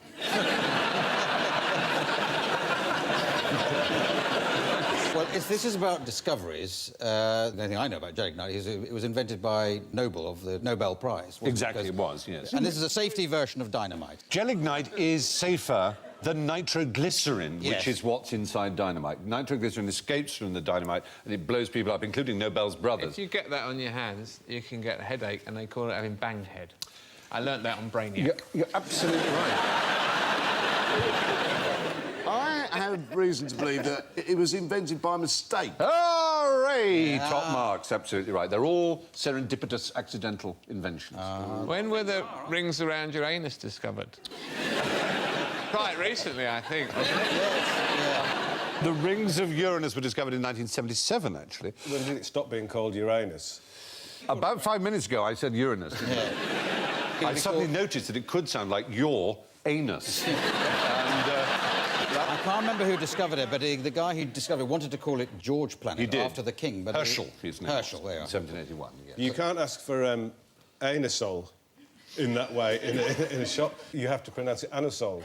It's a slightly embarrassing product. Let's call it anusol. Can I have some cockwort go? I mean, it might as well be. Ridiculous. And whilst I'm at it, I'll have a packet of those spunk bags.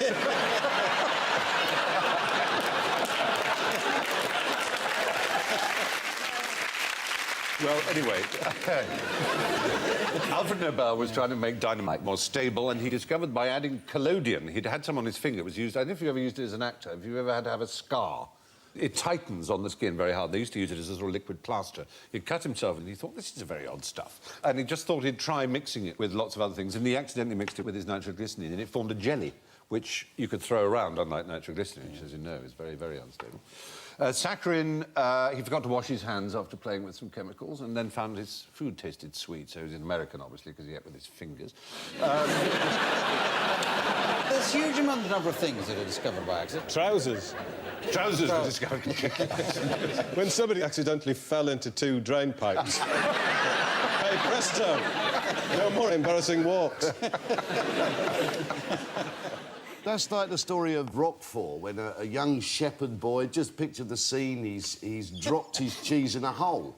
I often picture the scene of young shepherd boys dropping their cheese in a hole. And 6 months later, he's sheltering in the cave, and he found this bit of cheese, he's starving, and it's all rotten. And he thought, oh, well, what the hell, I'll eat it anyway. It's delicious. Yeah. And that's how blue cheese was discovered, children. The 3M company were after a paper glue that would stick cards and paper together really strongly, and one of their research chemists was so bad at it that he just... But it sort of stuck, but you just peeled it off, and so came up with the Post-it note, which was an accident as well. Caffeine, silly putty, Viagra, and another accident, of course, the Americas. Yes. They're not all successful. It was Gandhi's first name.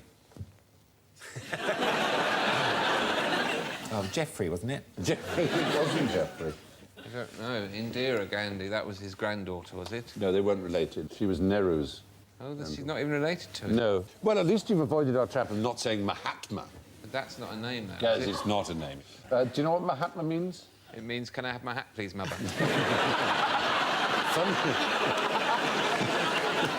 Funny enough, W.C. Fields almost got there before you, because he wrote one of his films under the pseudonym of Mahatma Cain Jeeves, as in Mahatma Cain Jeeves. So there you are. No, it means great soul in Sanskrit, and it was a title awarded him by a follower. As early as 1915, he was called that. Was it Andy? It wasn't. It wasn't Andy Gandy. His older brother, Randy Gandy. Oh, you said Randy Gandy, didn't you? Oh, is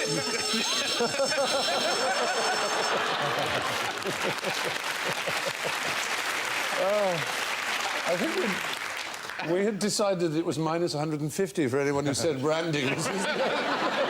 Randy Gandy. No, it was actually Mohandas K. Gandhi, the K standing for company. When you know about whom I am talking. Had she been eligible, she might have been elected US president. She's a trained scientist. She has larger breasts than you might imagine. Jonathan's alert. Maiden name, Roberts. Thatcher. Oh, dear. Margaret Thatcher's maiden name was Roberts, but this particular née Roberts has over 1 billion pairs of shoes and yet stands only 11 inches tall. I'm above Ed. Thumbelina. Not Thumbelina. This one exists. 11 inches tall? Yeah. Barbie. Barbie is the right answer. Yay. She was named after one Barbara Millicent Roberts from Willows, Wisconsin. If Barbie was a real person, Yeah. she wouldn't be able to stand. Yes. Anatomically. Yeah, exactly. Her feet are too small. If you sort of blew her up to 5'6", her feet would be size 3, her breasts would be 39 inches, and she would just But go... you wouldn't let her stand up anyway, would you? You'd only want her supine anyway, wouldn't you, if she had those kind of... Is that right? It's also apparently true, according to researchers at University Central Hospital in Helsinki, Finland, that her body shape lacks this 17 to 22% body fat, which would enable her to menstruate. But what was it she managed finally to get in the year 2000? Pregnant. It was a piece of something that... The Shroud of Turin. Not a bra, some part of her body. Nipple, not nipples, thank you. A navel. A navel is the right answer. She finally got a tummy button. Very good. Absolutely right. Barbie philosophy. Barbie spoke in 1992 for the first time. Do you know the kind of thing she said? Where's my navel? You could have said that. No means no. Stop looking down there. I don't have bits. Will we ever have enough clothes? Was one of the first. It's a paradoxical frog, Ken. Yeah. I love shopping. Do you? But what did Barbie say, Stephen? Math is tough. As we know, Barbie, whose full name was Barbara Millicent Roberts, was born in 1959. She's done everything, including running for president 3 times. What was the second commonest cause of death for women up to the year 1800? Yes. Kestrels. What a wild stab in the dark. Childbirth. Childbirth was number 1. Oh, right. Very good that you... Was Kestrels number 2? No, it was number 2 I was asking for, and I took that to be your answer first time round. Was it dehydration from having to lick the carpet clean because hoovers hadn't been invented? Were these deaths at night? Because I could go with owls. Let me say, it's no kind of bird of prey. Not even a swan? Not even... No. Swans flying at women really hard with stiff necks until they went through their bodies like a javelin. No. So really lying all over the British countryside with swans. No. Is it horse riding accidents? No, that's, if I may say so, a great deal more intelligent, and I don't mean that in a patronising way. Beaten to pulp by the husband. Oh, hello. No, domestic violence was not it.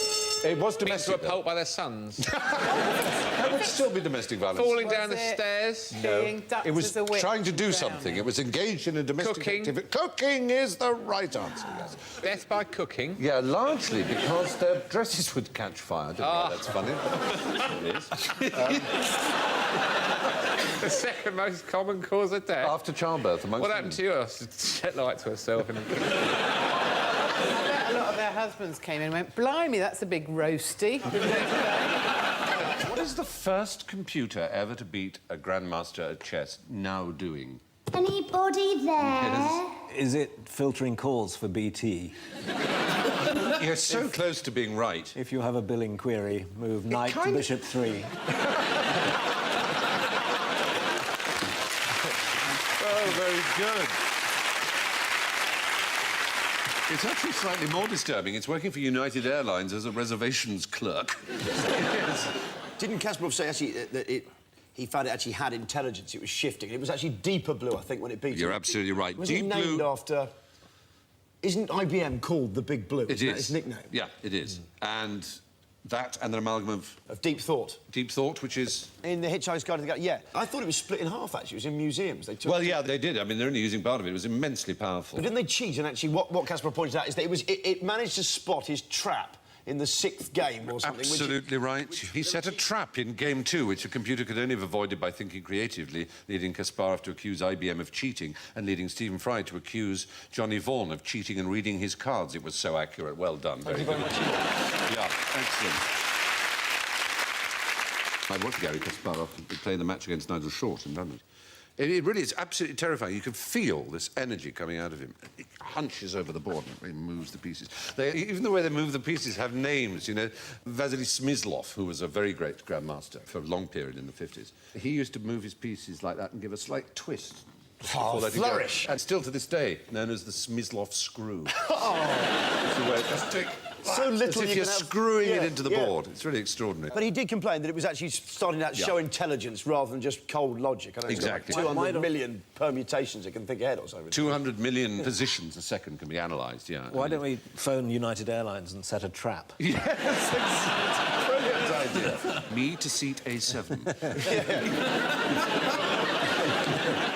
Doesn't it kind of restore your faith in the human mind rather than being cynical about IBM? The fact he's going up against something that can do, what, 200 million processes a second? It's amazing. It's close to autism, though, what he's got, isn't it? He happens to be more intelligent than most. Some of them you wouldn't trust to sit the right way in a lavatory, to be honest, but that much of your brain is taken up with the processing you're doing. It's not surprising that you're not safe to use the street unattended. Who's suffering from Shagger's disease?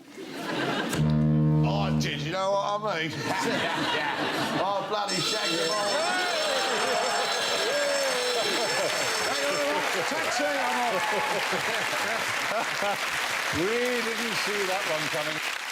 Is it something to do with shag pile carpets and the dust that comes from the shag pile, that it's drawn in through the nasal passage into the lungs, perhaps called woolly lung? I love that idea, but it's not that. How are you spelling this Shagger's disease? No, that's a good question. Yeah, How you spell it? It's actually spelled C-H-A-G-A-S, Shaggas.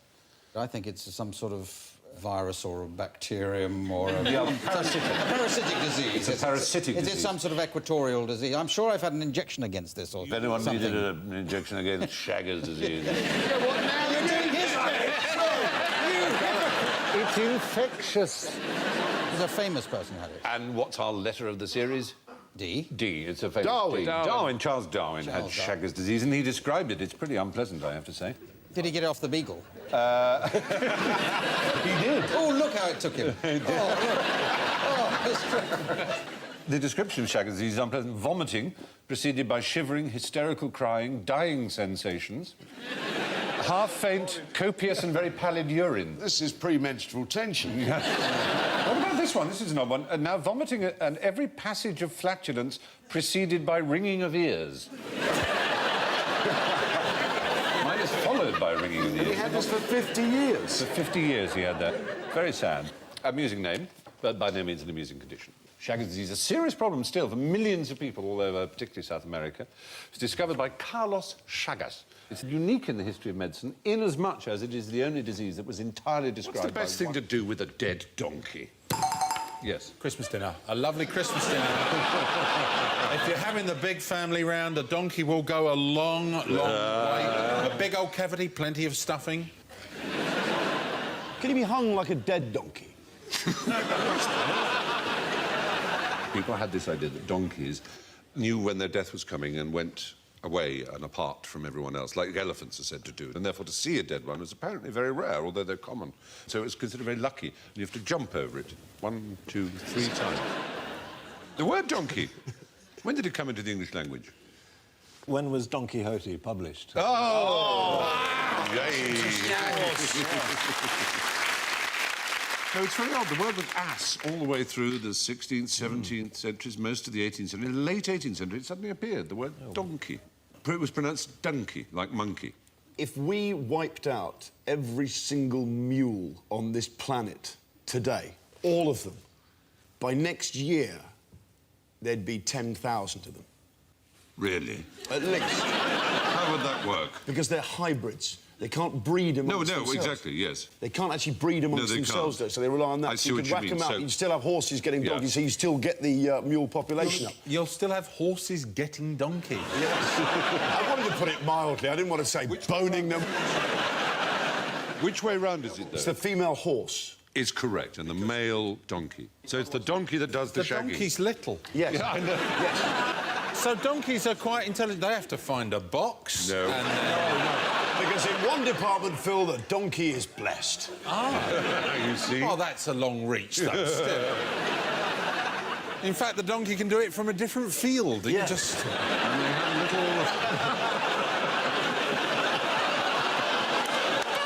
If it chooses.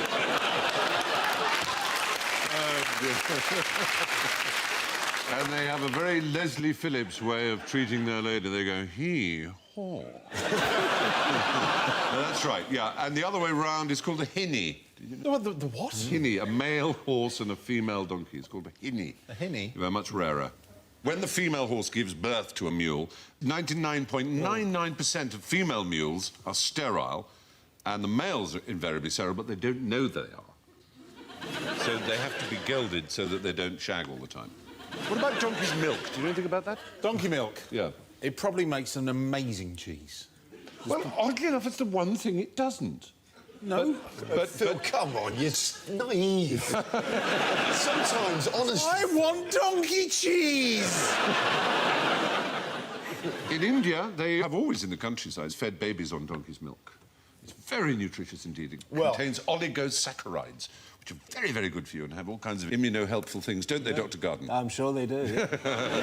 They're good for bathing in, too, isn't Cleopatra in ass's milk? She was in ass's milk, absolutely, in pure donkey's milk. Papal, the wife of Nero, 300 donkeys were milked to fill her bath.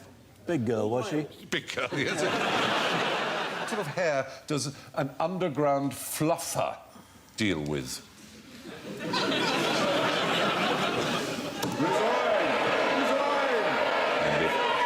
Is it anything to do with the tube? Is it underground as in... Is the right answer. You avoided our trap. Nothing to do with films and pornography or anything. Is it to do with cleaning the rails? Cleaning the rails, Gangs of 6 every night go down, gather up the hair. 30-mile-an-hour winds come when a train enters the station, and a lot of hair gets blown down into the tunnels. And yeah, that's how I lost mine, actually.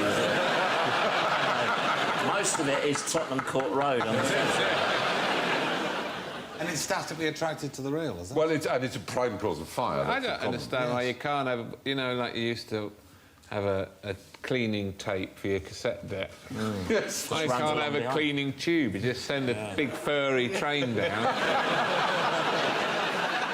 Well, that's the fluffers. What's happened to fluffers in the porn industry? They're no longer used. Yes, why would that be? I wish... David, what is that? Porn industry, I feel it's your question. It's a VAT issue. Health and safety as well, I think. It's something else beginning with V. Viagra.